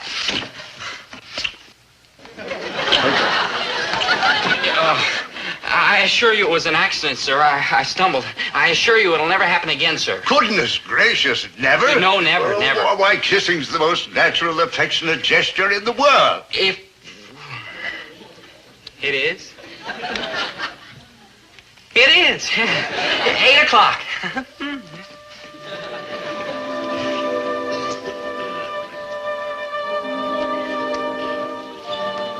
Well, I never saw you do that before. I never did it before. What's the matter, my daughter? I don't know. I just feel all squiggly inside. Is squiggly love? That or bad digestion. The latter, in your case, of course, being quite impossible. We've always hoped that the mate you choose would be able to take my place in the act. If this Dobie turns out to be your soulmate, well, we just have to build him up. Yes, sir. Build him up.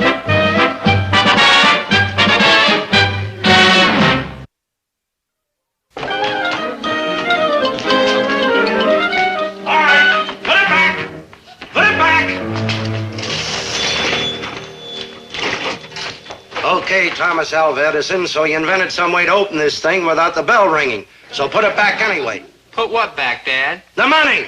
Money. Ha. Money. Who needs it? What's the matter, dear? Dobie, it's got me worried half to death. Well, he didn't take any money, and instead of eating something expensive, he only took a carrot. He's just doing what you've always told him to do. I know. That's what got me worried half to death. All right, boys, take her up. Steady now. Easy. Steady. Straighten up. Arms out. That's it. That'll be your young man. Dobie, you're 3 minutes late. I was 3 minutes early, but these look so good, I stopped for a snack.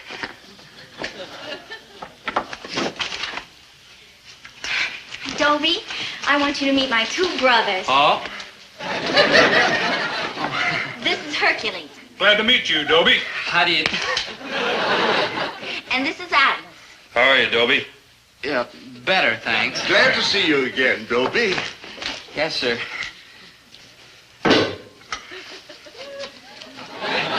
Father, please. Don't you all bother about us. We'll just go sit over there. Yeah.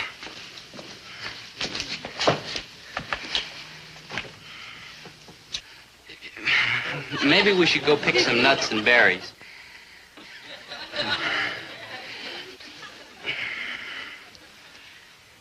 Yeah, maybe you'd like the movies after all. Dobie, I assure you, sir. as an older man, don't you like to kiss girls? Well, my gosh, yes, sir. Yeah, I mean, I imagine I would, under the proper circumstances. Well, this circumstance is eminently proper. So for heaven's sake, hold still. Yes, sir. But this is going to be very embarrassing.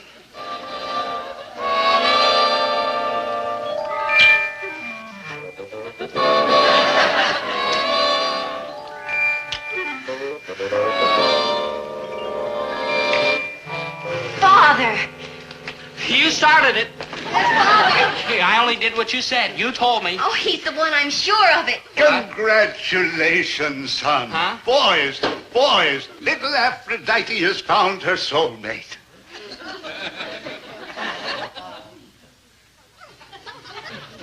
There's something I think you all should know. I have to be home by 11 o'clock. Dobie, you're so adorably helpless and shy. Dobie, we don't object to you, understand that, but we're wondering about your physique. Take your clothes off. In there. Might as well get used to wearing your tunic. We expect Aphrodite's maid to carry on my work. Live as we do. Work in the acrobatic act. Now that you've chosen her and she's chosen you, we must get started building you up. Why, in 1 week, you'll be a different boy. I just remembered, sir. This is a school night. I'll see you all later. Wait a minute, fellas. Don't put me down. Look, I have to be going. I hope so. Put me down, fellas.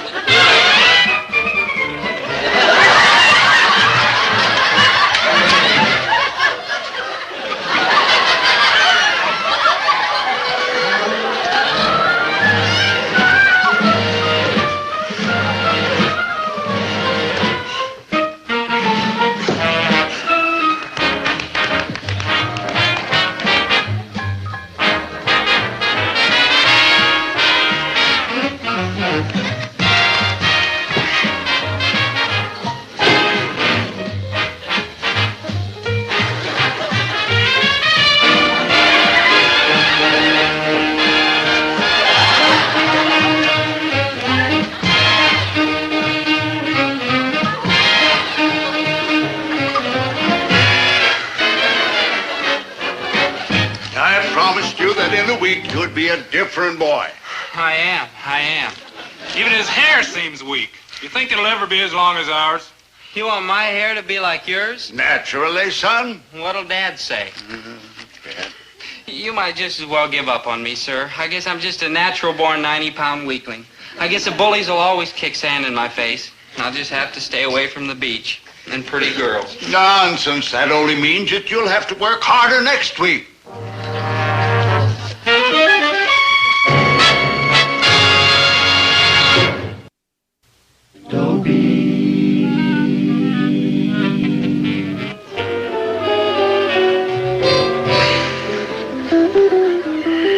My name's Dobie Gillis. I'm not happy. I always wanted a superior girl, but I didn't want one who was so superior to me. That's the trouble. Aphrodite makes me feel weak and stupid. And the reason she makes me feel weak and stupid is because of two of my biggest faults. I'm weak and I'm stupid. Also, I can't keep my mouth shut. Not that I actually proposed to her. I told her I'd adore her for the rest of my life. That has nothing to do with marriage. And I'm not fickle. I still love Aphrodite. I just wish I'd never see her again. Oh, you're coming along fine, my son. Another half hour of this, and we'll have those sodas and balls sweated out of you. Yes, sir. My daughter, one glass. After all, he's weak. I know. That's why I love him. But he's so weak. Do you think we'll ever build him up? Now, that's what's bothered me, too. You know the importance of bloodlines. I've decided to check on his father. Father, please don't do anything that might come between Dobie and me. Now, his father has a grocery. I can check on him while he's making a delivery here. He won't even know who I am. 6 quarts of yogurt? Yeah. Dozen bunches of carrots. Same of celery. Uh-huh. 6 quarts of blackstrap. 6 quarts of blackstrap molasses? Okay, you've got it. Some kind of a nut? A hungry nut, anyway. Hey, this is going out on Cedar Lake Road. Why don't you jump in the truck and I'll drop you off at the depot? I already called a cab, and that is probably it. I'll call you from Mother's when I get there. And I'll tell her you sent your love. Sure, what do I care if you lie to her?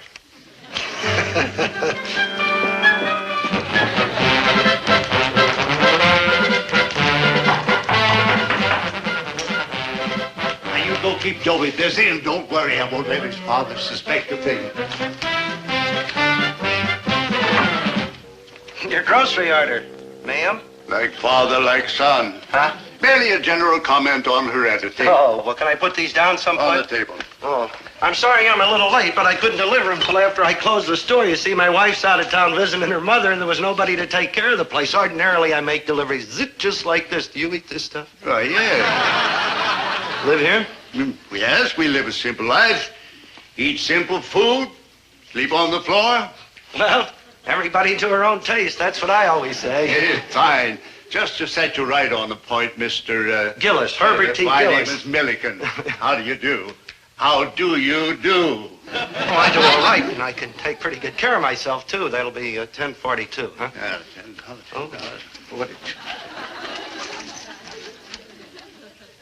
All right, here you are. Oh, I beg your pardon.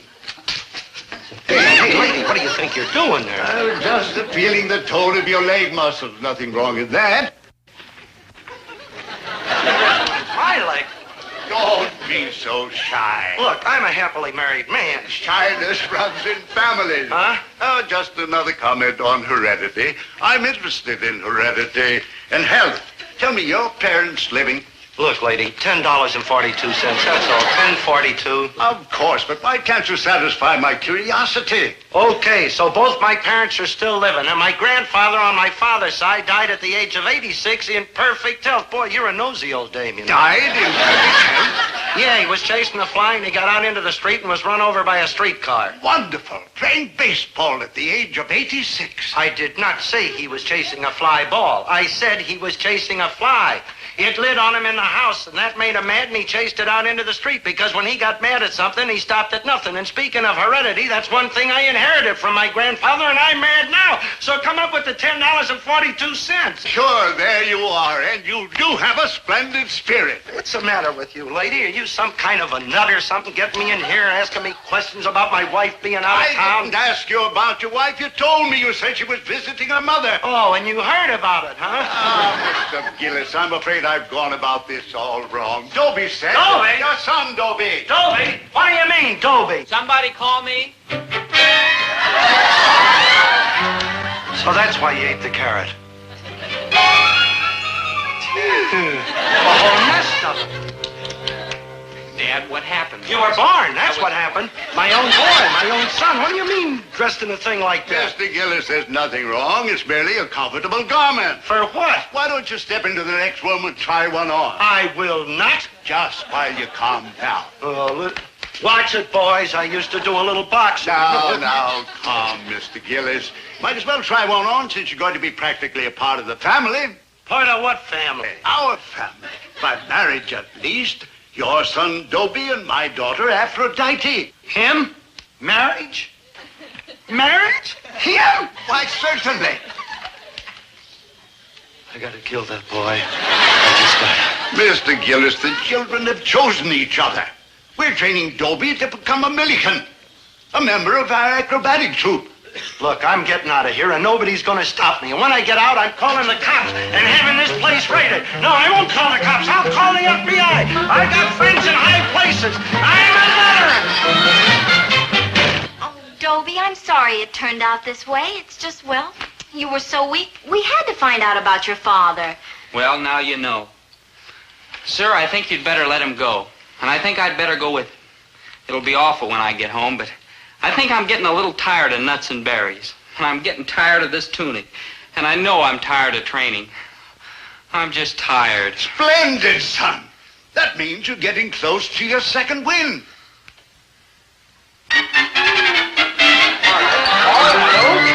Okay. But I can still lick you. Oh, and you're interested in heredity, huh? Well, let me tell you something about heredity. Did you ever hear of backwards heredity? Well, heredity backs up sometimes, and that's what happened to me. I got me a cuckoo son, and heredity backed up on me, and now I'm cuckoo. Otherwise, I wouldn't be here putting up with all this. Well, I'm getting out of here right now, and you are not coming with me. You've been running around for the past 2 or 3 years like some sort of a lovesick nut. Well, you belong in a cuckoo's nest like this. You still owe me 42 cents. Acrobats. You made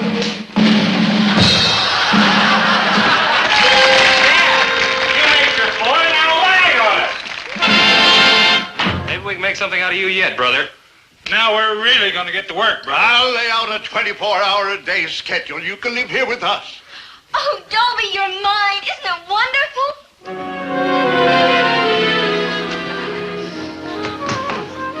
Hey, man, I just wigged one. I got me a bulb.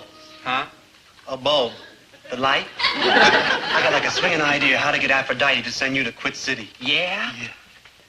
I just remembered your last idea. Oh, dig this, good buddy. Aphrodite loves you. And what does she hate? What? Me.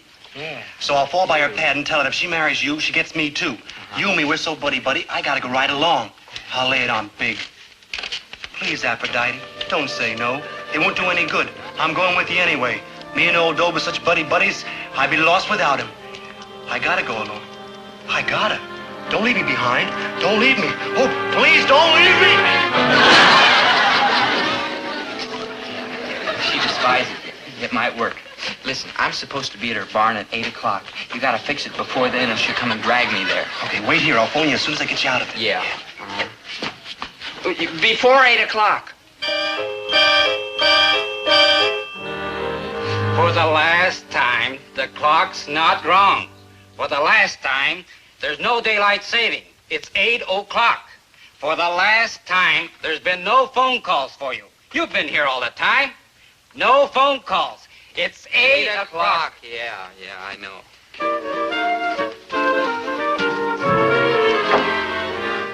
Dobie. Yeah. Dobie, there's something I must tell you. I know you want me to tell you the truth fearlessly, directly, honestly. Oh, Dobie. Ow, ow. Watch that. Dobie, you must put me out of your life. Yes, yes. Huh? You must. Oh, I will. Steel yourself. I'm Steel. Oh, I'm sorry, dear Dobie. I fell in love with you because you were so helpless, so shy. Yeah. But now there's one who needs me more. Someone shyer, more helpless.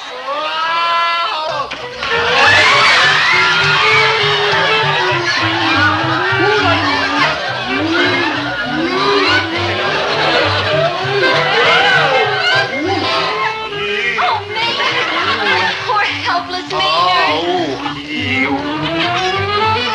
For gosh sakes.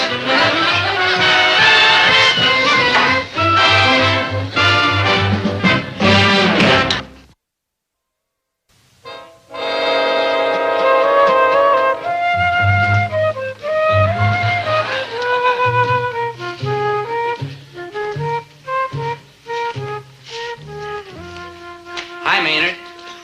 Oh, hi. How you getting along with Aphrodite? Oh, she's a wonderful girl. I Yeah. mean, she's smart and strong and loyal and true. That's right. And she's no expense at all. You're all free. And she speaks 7 languages. Chinese. And she plays every musical instrument there is. That's right. Dobie? Yeah? You want her back?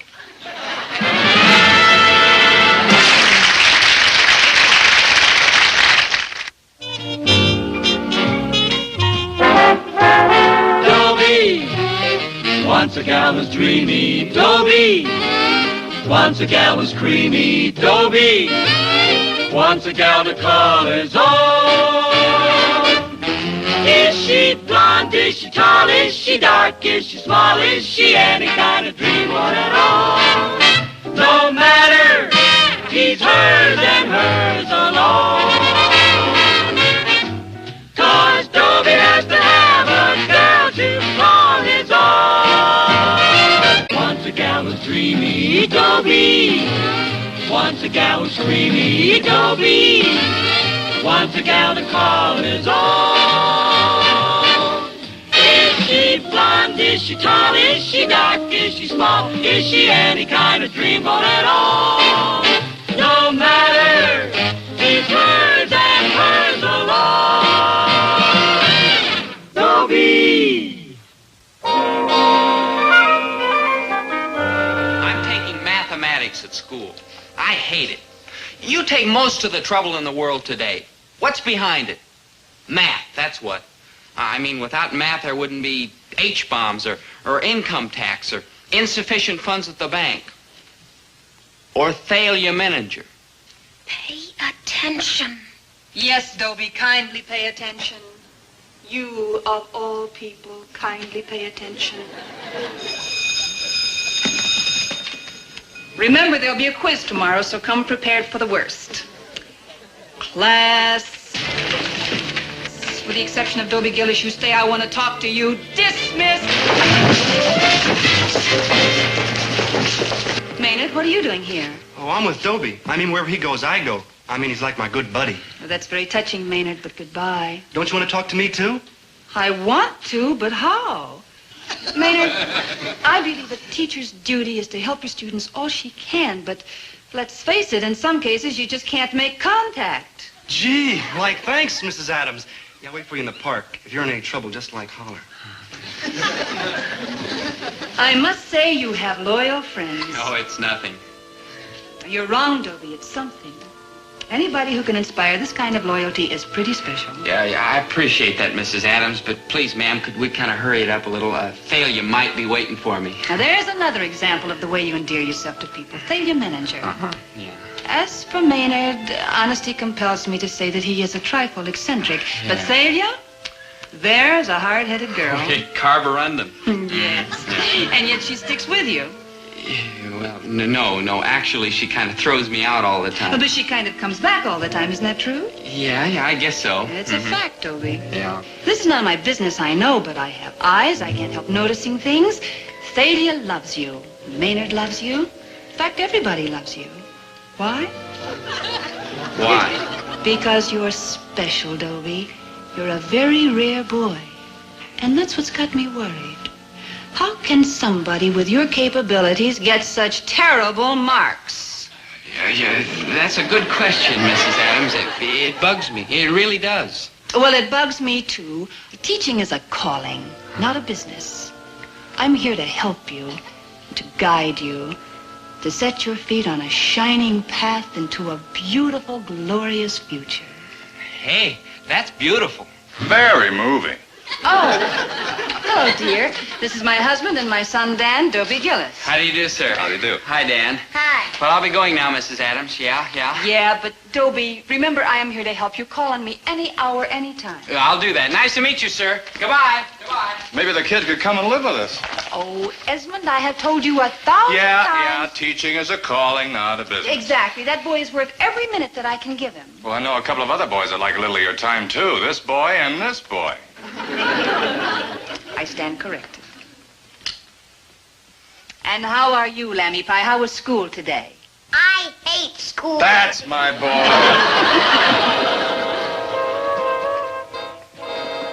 Maynard, You rhyme? how come you keep following Dobie around all the time? Because he's like my good buddy. I see. How come you keep following him around all the time? I don't. You gas me, girl. I mean, you leave me limp.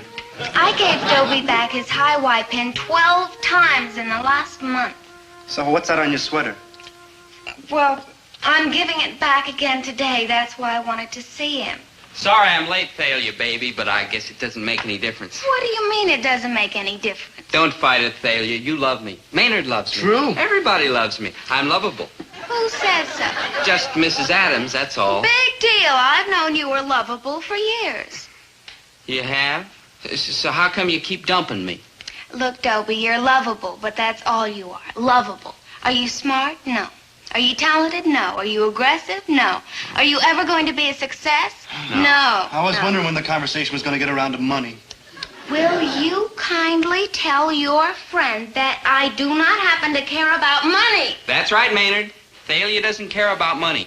Not for herself, that is. But her father's... 60 years old and has a kidney condition. And her mother... Isn't getting any younger. And her sisters... Is married to a loafer. And her brother... Is turning into a public charge. So, it's up to Thalia to... Take care of the family. Yeah. Yeah, maybe we could, take up a collection.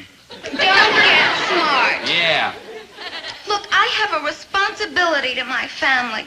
I mean, if my father hadn't put braces on my teeth and sent me to dancing school so I could be beautiful and graceful and charming the way I am, well, then maybe he wouldn't have a kidney condition. And you aren't helping anything. Me? Yeah, you. And you're going to be a poor man as long as you live, and here's your high Y pin. Goodbye. Well, what are you doing that for? You'll just take it back next week. Don't forget, I'm lovable. Well, true. All right. You're lovable. And maybe I'm stuck on you. But make no mistake, mister. If I really put my mind to it, I can forget you completely. You know that, don't you? Failure, you wouldn't. I would and I will, unless... Yes, my darling. Yes, my great tawny Quit animal. Central High and go to Willoughby Hall. Willoughby Hall? You mean that fancy prep school back east where those rich cats go? Thalia, what can you be thinking of? I'm thinking of your future. Look, you have one asset, one lousy little asset. You're lovable. That isn't going to get you very far. Thalia. You have to have contacts now at Willoughby I Hall. don't want to hear about it. I'm not going to go to Willoughby Hall or any place else. I'm going to stay right here with a woman I love. You're going to stay right here without the woman you love. Thalia, you're coming unglued. What a crazy idea, my going away to school. Now, just forget about it, because I'm not going to leave you, and there's no way in the world you can make me. Oh, isn't there?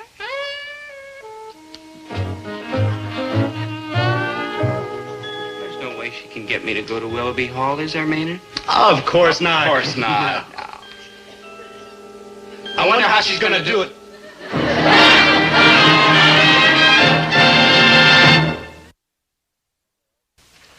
I gotta kill that boy. I just got Oh, calm down, Herbert. You were young once. Never that young. Where is that kid anyway? A whole truckload of groceries in the back room to be unpacked, and he isn't home from school. What's he got, radar or something? How does he always know when there's work to be done around here? Hello, Mr. Gillis, Mrs. Gillis. How are you, dear? Have you seen Dobie? Oh, yes, but it didn't do any good. It never does. I wanted to talk to you. Hey, what do you mean? It didn't do any good. Well, that's what I've come to see you about. Do you know about Willoughby Hall? You mean the prep school back east? Yes, that's right. It's a fine school and lots of rich people Look, go I don't there. mean to intrude, but what's this got to do with Dobie? Well, I want you to send Dobie to Willoughby Hall. I'll send him to the hospital, the bum. Do you know how much it costs to go to Willoughby Hall? Yes, I have the rates and the information right here. It's expensive, all right. But look at it this way. It's an investment in Dobie's future. Future? What future? This kid has got to wind up living off the county. That will be enough of that, Herbert Gillis. Dobie's a fine boy with a good mind and a great potential. And I am not going to stand here listening to you running him down. I happen to think that Willoughby Hall might be just the place for Dobie. He's bright and sensitive and intelligent. And maybe what he needs is to broaden his vistas and round out his personality. And get away from you for a while. I'll get right to the point. What is Dobie's best quality? I give up. He's lovable, that's what.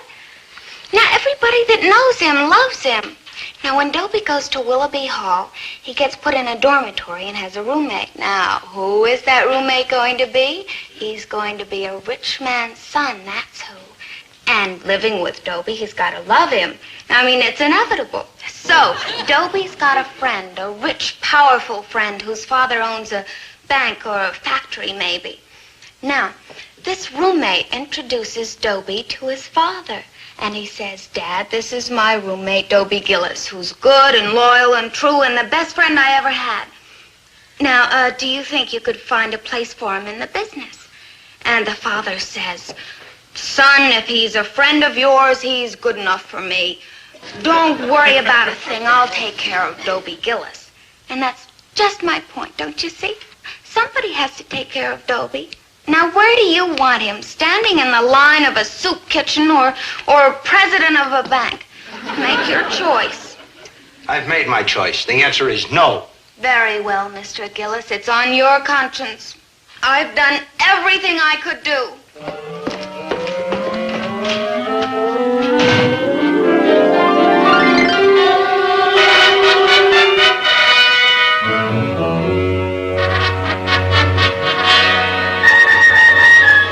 Dobie, old bean, I don't want to get misty about it, but rooming with you has been absolutely top hole. I mean, you're a splendid fellow. No. First rate. I'm just lovable is all. You are that. Dobie, if it should ever fall to my lot to repay you for being such a decent sort, I hope you'll not fail to call on me. Shucks, Winthrop, just being lovable's enough for me. Hello, son. Popsy, what a delightful surprise. I happen to be in the neighborhood foreclosing a few properties, so I thought I'd pop in. Oh, how jolly. Popsy, I would like you to meet my loyal, true, devoted, kindly, dependable, lovable roommate, Dobie Gillis. Dobie, this is Dad, Winthrop Van Money VII. I'm honored, sir. Well, Gillis, anyone who's been such a loyal, true, devoted, kindly, dependable, lovable roommate to my son need never go wanting as long as there's life in this prosperous body.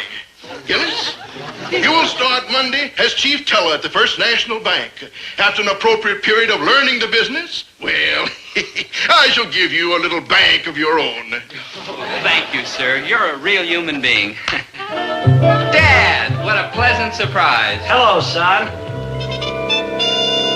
I just happened to be in the neighborhood delivering some groceries and thought I'd drop in. Oh.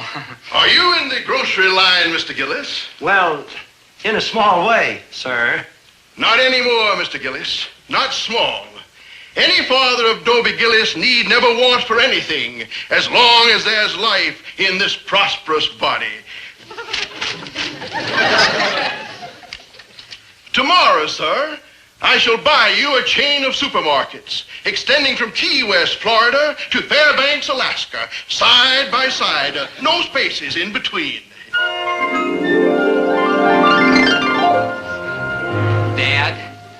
Dad? Oh, hello, son. Skip it. That's not for you, because after all, you're loyal and true and dependable and kindly and devoted and lovable. Me? Son, your mother and I love you very much, and we want the absolute best for you no matter what it costs. Dad, you mean I can have that new pair of shoes? New shoes? You'll have shoes you never even wear. Now brace yourself for a wonderful surprise. You are going to Willoughby Hall. Willoughby Hall? Tut, Oh, no! Tut, tut, my boy. Oh, no! Hang the expense. Nothing is too good for my son. No, I'm not going. I won't do it. Oh, yes, you will, because I love you, and I want the very best for you, and you go to Willoughby Hall, or I'll break every bone in that stupid head of yours. Failure, Manager, you are a rat. Yeah. A rat! Oh, that can only mean one thing. You're going to Willoughby Hall. You ought to know you fixed it, you rat. Oh, well, that's a fine way to thank me. Thank you for what? I'll be hundreds of miles away from you, one dreary, lonely, miserable day after another. Oh, you poor fool. Don't you want me to be your girl? More than life itself. Then go to Willoughby Hall, make contacts, be a success, and amount to something. But you love me. I know, but I can't be selfish. I've got to think of my family. You mean your His father's? kidney condition. Isn't he getting any better? Well, I don't know, but it's hardly something you talk about. Of course, yeah. Now, look, Dobie, stop moping around. Willoughby Hall is your golden opportunity. Listen, Thalia, what if I settled down and turned over a new leaf? I mean, started getting good grades and everything. Good marks. Why, tomorrow we're having a math test that you're going to flunk with a big thud. I'm not going to flunk. I'm going to get 100 on it. Boy, you are sick. I mean, you need attention.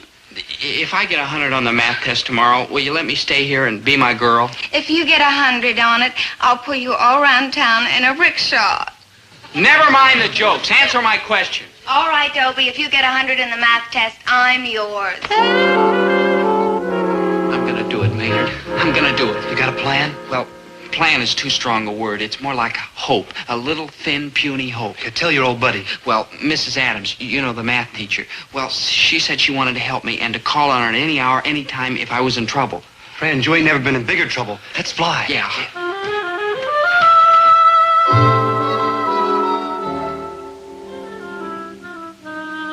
Darling, please. It's the math test for tomorrow, and it's very important, honey. I'm just double-checking. Swell. Ruthie, I want to remind you of something. You've got a husband. Whom I adore. Darling, if teaching ever came between us, I'd give it up in a minute.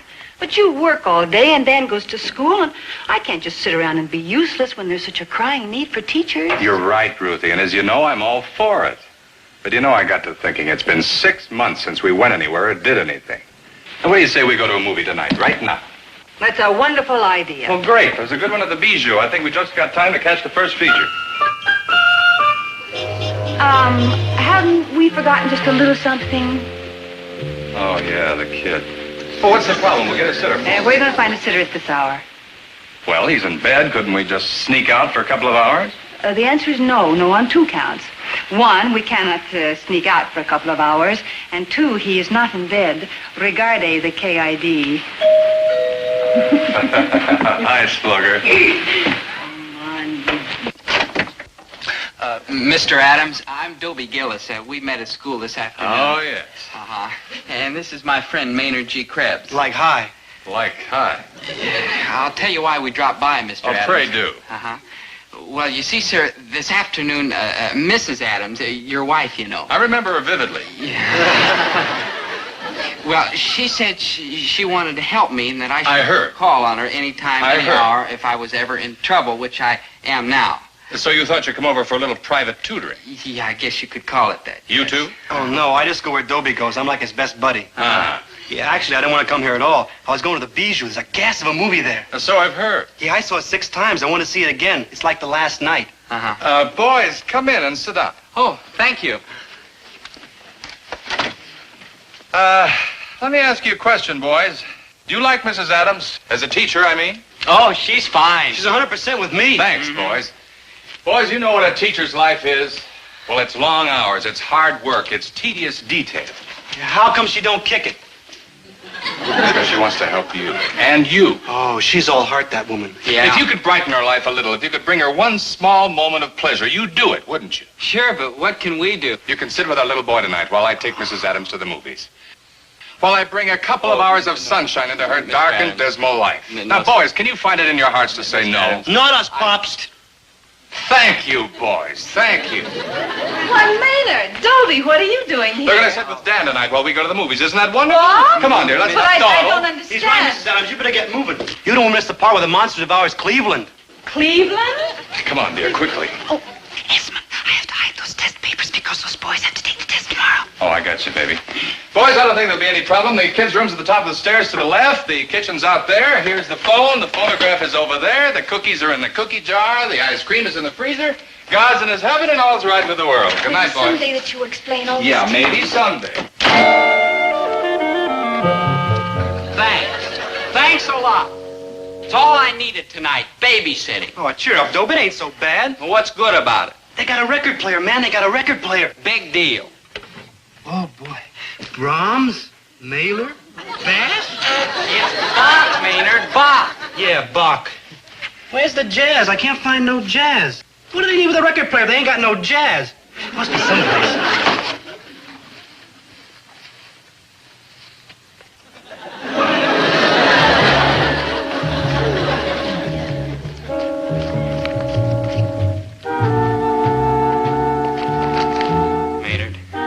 Maynard, do you believe in fate?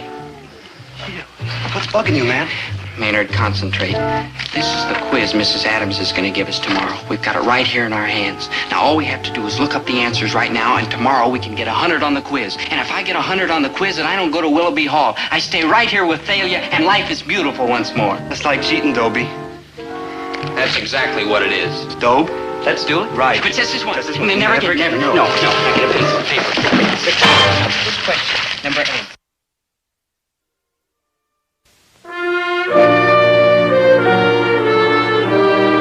Thus, one Englishman with imagination, Isaac Newton, lying under an apple tree, altered the entire course of civilization.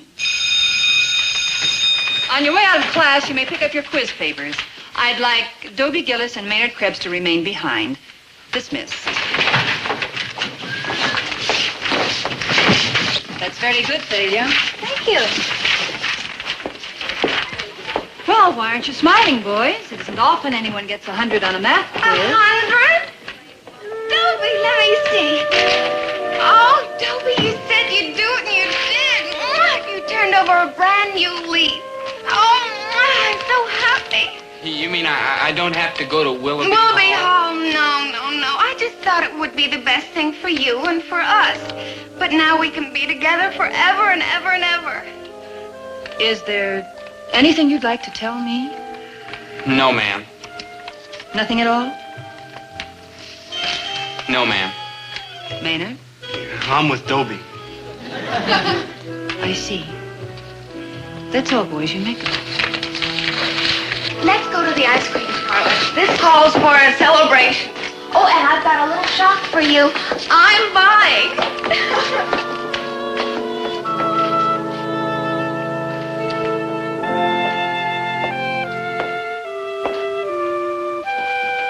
Hi, Ruthie. Get in the car. You ready? Oh, what's the matter, Ruthie? I think when Dobie and Maynard were sitting for us, they found the test questions. I think they cheated on the exam. Oh, come on, Ruthie. They look like a couple of nice kids. What makes you say a thing like that? Dobie got 100 on the test. Well, it's possible. And Maynard, too. Oh, the one with the... Beard. Oh, I see what you mean. Well, honey, what are you going to do about it? There's nothing I can do, except never trust those boys again. And that hurts, darling. Believe me, it hurts. Mrs. Adams, Mrs. Adams. Mrs. Adams, I gotta tell you something. All last night I couldn't sleep. Not one wink. Yeah, me too. And this morning my mother had griddle cakes for breakfast and I couldn't eat. Not one bite. Yeah, me too. Out in the hall just now, Thalia kissed me, and even that didn't make me feel good. Yeah, me too. Thalia kissed you, too? No, but I wouldn't have liked it anyhow. Something on your conscience, boys? We cheated on the test, Mrs. Adams. We found the questions at your house and looked up the answers. Yes, ma'am, that's what we did. Thank you, boys. You've made me very happy. Huh? I'll have to flunk you, of course. This makes you happy? No, Maynard. What makes me happy is to see my faith justified. I've never been so proud of being a teacher as I am at this moment. Thalia, you should be proud, too. You have a fine, sweet, sensitive, wonderful boy. Yes, I have a fine, sweet, wonderful, sensitive boy who's never gonna make a dime. What are you crying for? You wanted the boy to go to Willoughby Hall? Well, he's going. Now, be happy. I am happy. You think you can manage a little smile? Here he is. Well, I guess this is it. He'll love it there, Winnie. He'll meet a lot of wonderful people. He'll get buddy-buddy with his rich roommate and go to all those fancy places. Oh, he's gonna have a fine time. Hey, go, good buddy. I just couldn't do it. I mean, I couldn't let you go without me. So I played my record player all night long till my old man threw in the towel. You mean... Yeah, I'm going to Willoughby Hall, too. Hey, great. Yeah, but wait to hear the zinger. I call the guy in charge. What do you call him? Warden. Dean. Like that. And you and me, buddy, are roommates. No. Oh, no, Willoughby Hall. That's what this is going to be. Your roommate, you go right upstairs and I'm going to the store, so this could be your roommate. Out! Out! I'm hurt! I'm hurt! You'll laugh,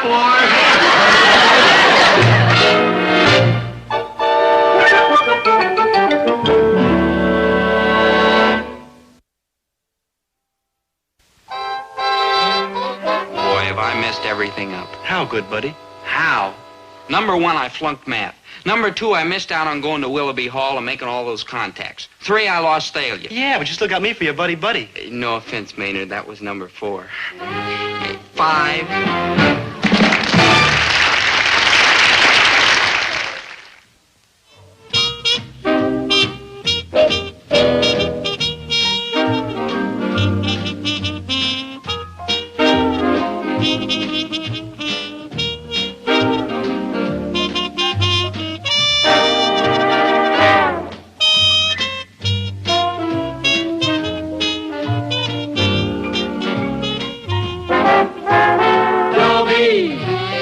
Once a gal was dreamy, Dobie. Once a gal was creamy, Dobie. Once a gal to call his own. Is she blonde? Is she tall? Is she dark? Is she small? Is she any kind of dreamboat at all? No matter, he's hers and hers alone. 'Cause Dobie has to have a girl to call his own. Once a gal was dreamy, Dobie. Once a gal was creamy, Dobie. Once a gal to call his own. Is she blonde? Is she tall? Is she dark? Is she small? Is she any kind of dreamboat at all? No matter, he's hers and hers alone. Dobie. There used to be a lot of pigeons in this park. Now there's only one. Me. I've been sitting here 2 hours waiting for a girl. Thalia Manager. Girl? What am I saying? She's not a girl, she's a cash register. I've had it. 2 hours is long enough to wait for anybody. I'm going to give her just exactly 1 more hour. If she isn't here by then, I'm through. There he is, Chatsworth. I'll get rid of him in a hurry. See that you do. Yes, Chatsworth. Quickly, I haven't got all day. Thalia, Don't my be. love. I'm sorry I'm late. But Late? something You're not late. unexpected Come came sit down. up, you Yeah, I see. can see that. And, Well, never mind. Come sit down. Well, that's what I'm trying to tell you. I can't. Why not? Because I'm going out with him. But you've got a date with me. I know, Dobie, and I wouldn't dream of breaking it if it weren't for something important. Like what? Him. Well, what's Chatsworth Osborne Jr. got that I haven't got? Chatsworth Osborne Sr. But he's too old for you. He's 22 if he's a day. I know, but he's so dominating. You mean rich? How many times must I tell you that it's not money that really counts, it's strength I want. Well, I can lift my own weight. I mean strength of personality. You see, money is just a symptom, but strength is it. Uh-huh. You see, and it's the positive positive thinking and power and domination in any relationship between a man and a woman. You see, one partner must dominate. Now tell the truth, Dobie. Could you dominate me? Well, I certainly can. Sit down. Sit down. Won't you sit down, please, Thalia, baby, honey? Goodbye, Dobie. Yeah, how about tonight? No. You're going with him, huh? But I can't help that he's dominating. But he's too old for you. Fool, don't you realize that when you're 25, he'll be 30? Goodbye. All right, goodbye. Goodbye forever. This is the end. Sorry I took so long to... Sorry, a fat lot of good that does. Can I call you tonight? Can I carry your racket? No, very well. Oh. Good riddance. Good riddance. I'm better off without you anyhow. I need you like I need oxygen, food, water, light.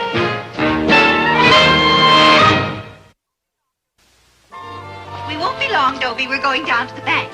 Yeah, we're going down to the bank to sign a note to borrow some money to buy a new truck so I can go out and deliver groceries and make a living to keep you strong and healthy so you can go out and chase girls while I go out and drive the truck. Here, put this on. No, I don't need it, Dad. Put on the apron. This isn't a lending library, you know. It's a grocery store. Now put it on.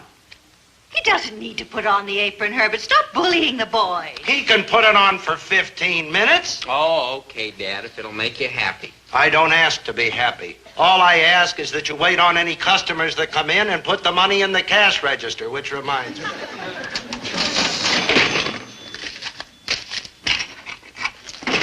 I'm leaving you 5 singles and $3 in change. You think you didn't trust your own son? I'm trusting him with $8. I'm trusting him if he makes a sale to ring it up on the cash register. And if he don't, I'll break every bone in his head. No, Herbert. Blow, blow, blow. Blow up, sea winds, along Paumanok's shore. I wait and I wait till you blow my mate to me. Oh, past, oh life, oh songs of joy. In the air, in the woods, over fields. Love, love, love, love, love. But my love no more with me. We together no more. Oh, failure, failure. Oh, hi. Your homework. Walt Whitman, he was a poet. When lilacs last in the dooryard bloom. You like him too? A sublime master of the muse. Me too. I think he's the most. Ah, I mourn his passing. He was one of my dearest friends. You're kidding.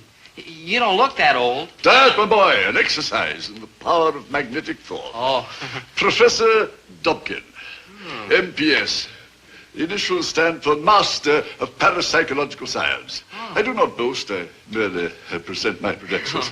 Pleased to meet you, Professor. I'm Dobie Gillis. Dobie Gillis. Uh-huh. D-O-B-I-E, capital D, 1B, capital G, 2 L's and an S. Yeah. Very good. Congratulations, my boy. A splendid name. Thanks, but I didn't pick it. 5 consonants, 6 vowels. A wonderful combination. Yeah. But if I may suggest, I would add a capital K.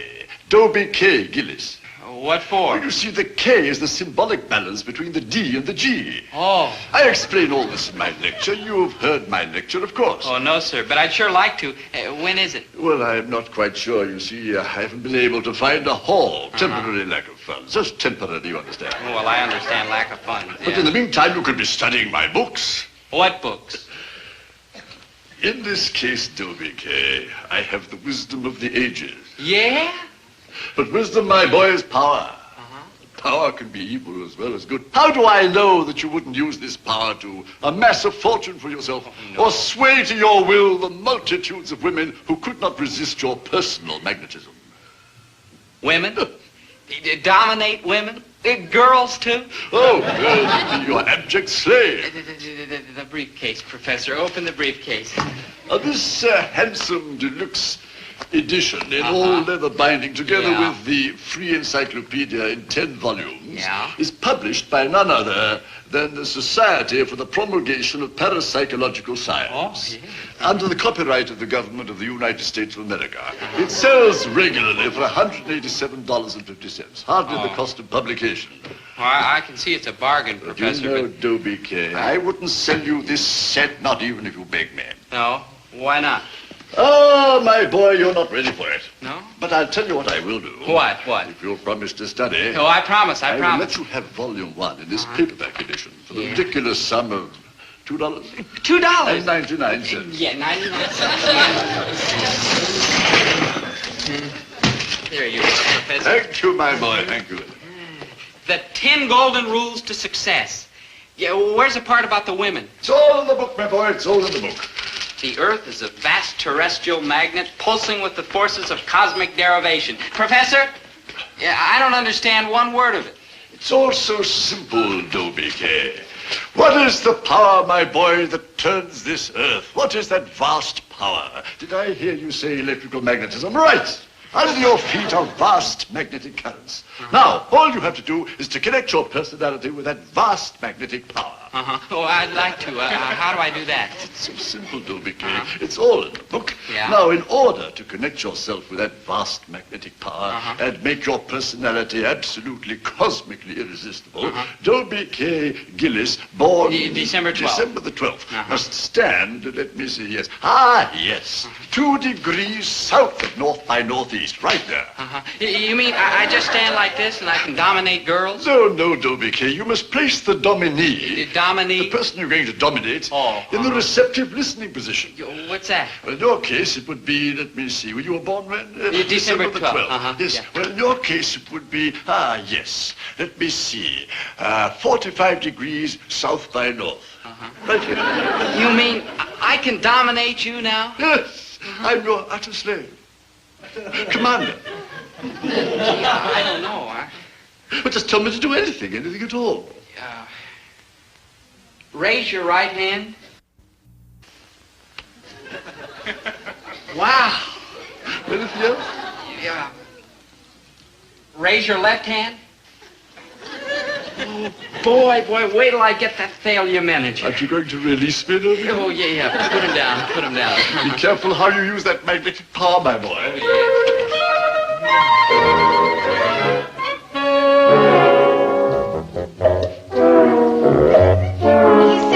Chatsworth?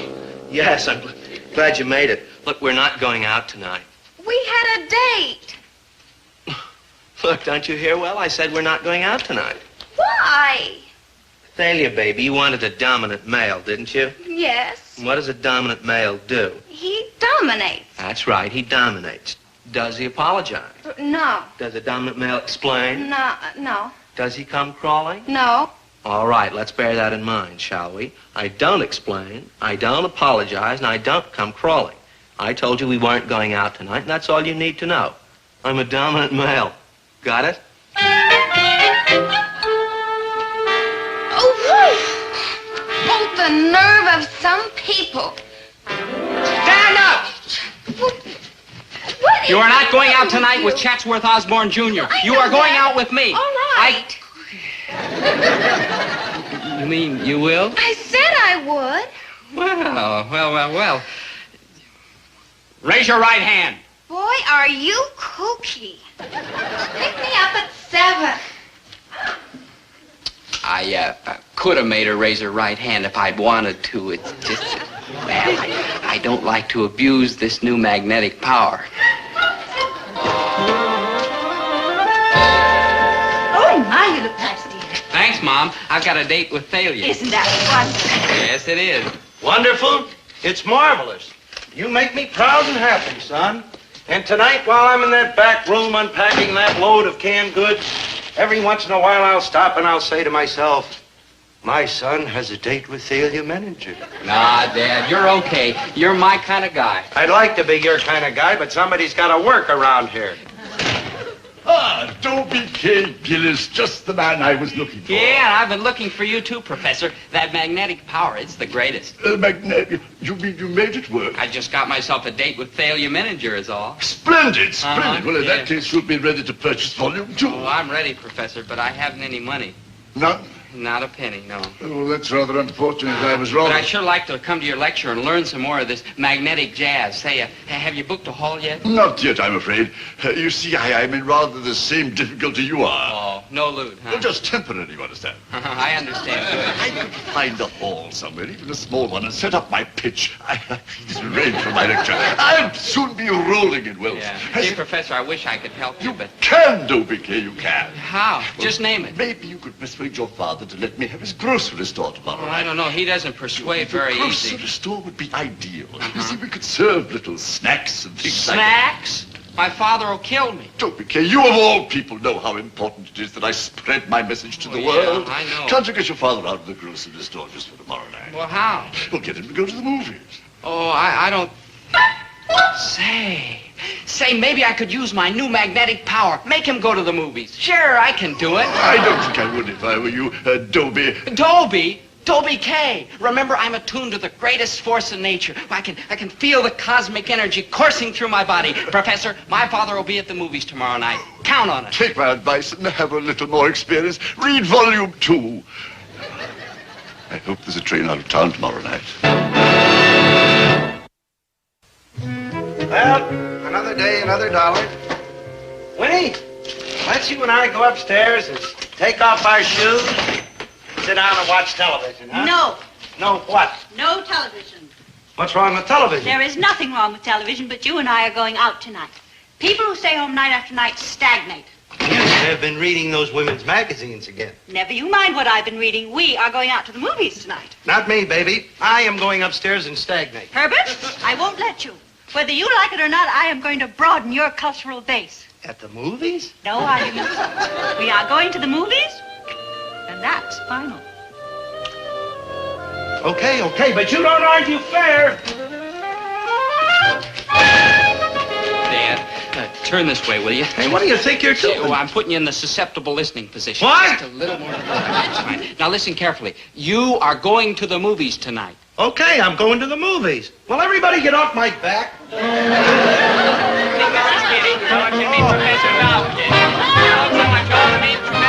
Welcome, everybody. Only then will you be able to purchase this handsome set for your permanent library, all books personally autographed by the author. Hey, Dobie. Got any more of these potato chips? Oh, yes, madame. Let me read to you the table of contents. Chapter 1, diet and exercise and the power of magnetic thought. 2, love, the cosmic influence. 3, men, women, and... No, I see we're a mixed audience here. I will leave you to read the table of contents for yourselves, ladies and gentlemen. Dobie, the first ones were saltier. Haven't you got any of them left?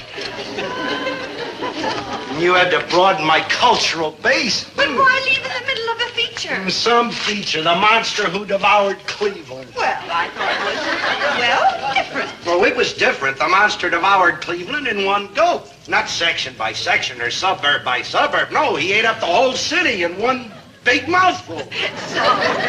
Oh, and those kids in the audience smooching and lollygagging all over the place. That wasn't a theater we were in. That was the Tunnel of Love. Now, Herbert. I don't have the key upstairs. We'll have to go through this door. And when they weren't smooching, they're eating peanuts, popcorn, chewing gum, potato chips. I felt like I was sitting in the middle of a delicatessen counter. Well, they have a right to eat. Only after you have finished reading. It's all right. Dobie's here. You're a little late, folks, but come in. You're welcome. Dobie, get rid of these freeloaders and I'm going to take care of you. No, Dad. What? Dad, don't make me put you in the susceptible listening position. What? Don't make a scene, dear. These people are our customers. Herbert Gillis, you will be quiet. You will let these people stay here because I, Dobie K. Gillis, command you to. Okay. Good. This fine young man will now pass among you. If you feel weak, debilitated, badly used and put upon, Would anyone simply care to buy a give copy this of young man a paltry sum of $3.99, and the key to success is yours. Read it, ladies and gentlemen. Mom, buy a book, please. Please buy a book. The Power of Magnetic Thought, only $3.99. Please buy it, Mom. This please, is nothing to please, please. Oh, thank you, Winnie. Thank you. Why? Thank you, madam. Thank you very much. Now, how about the rest of you ladies? You husbands, doesn't happiness mean more to you than the insignificant sum of $3.99? Ladies, what can you buy for $3.99? cold cream, face powder, lipstick. Ah, foolish ladies. In this book, you will find the beauty secrets of Cleopatra, the siren of the Nile. Cleopatra didn't have a beauty shop to go to, yet she knew how to reduce the mighty Caesar to helpless idiocy and make the great Mark Antony her devoted slave. And how about you gentlemen, you pale, puny men? Wouldn't you like to increase your vitality, win new friends, find better jobs, get rid of those pot bellies, all for the insignificant sum of $3.99? Well, what are you waiting for? Get your copy now.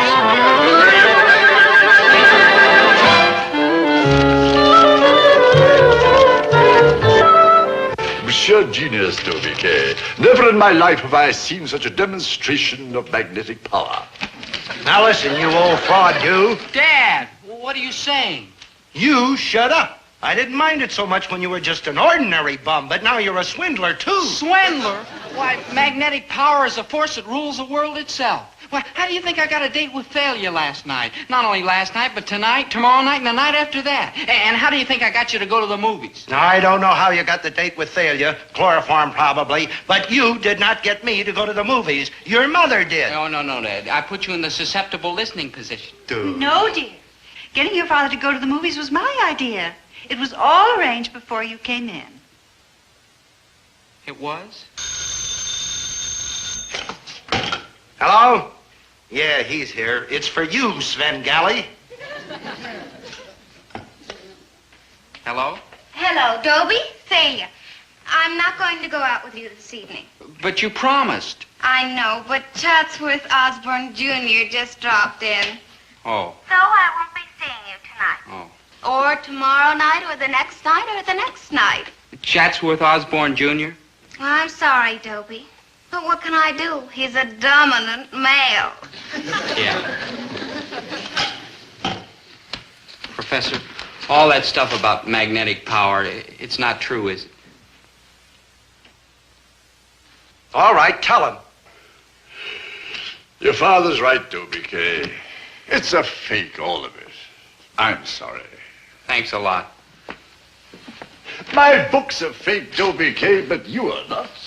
Forget all that nonsense about magnetic forces. Your power is in yourself. I saw it at work tonight.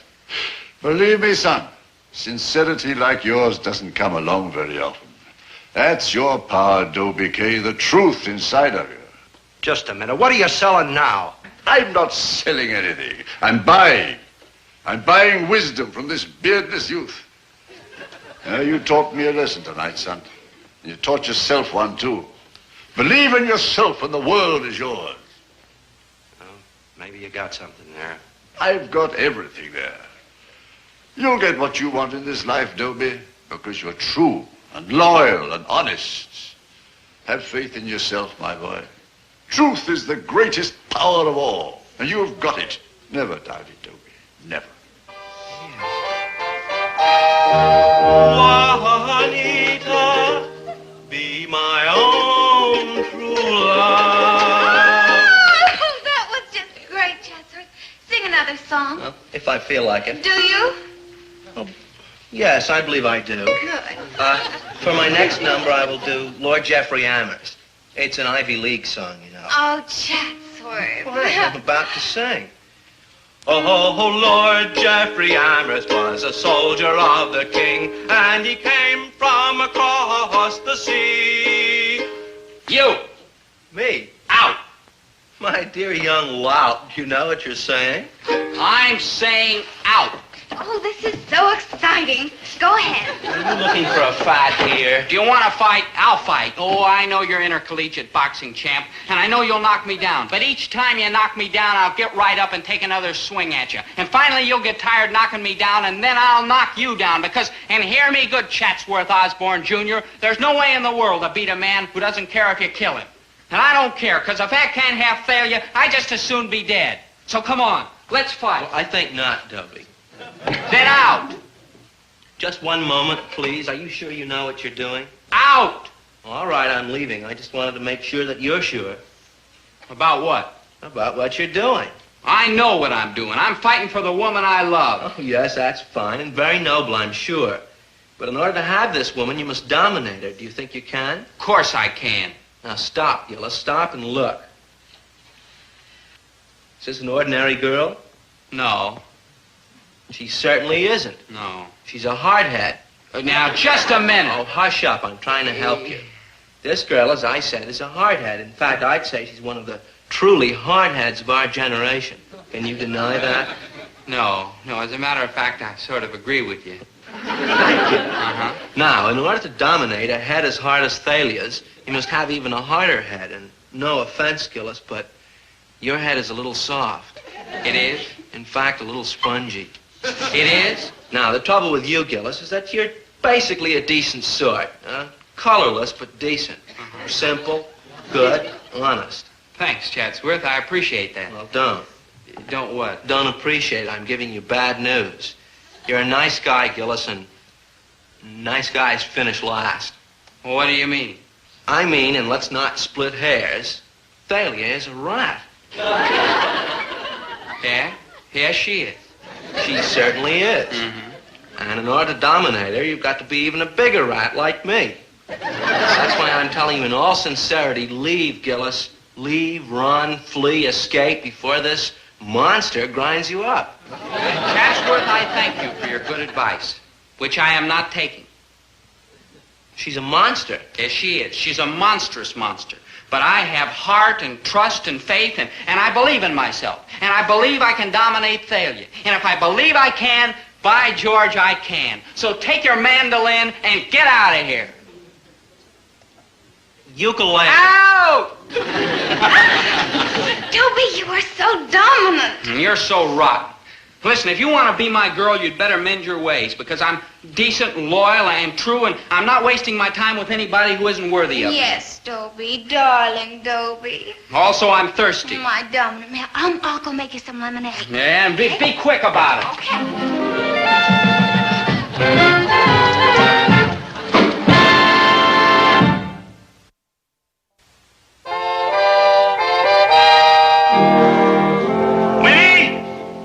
A new dress, every 6-8 months, a new dress. Oh, come here. You stand over there, Winnie. There. You are now in the susceptible listening position. Raise your right hand. Raise your left hand. Raise both. No.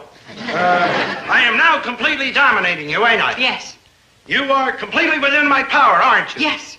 You do not want a new dress. No. Okay. I got one yesterday.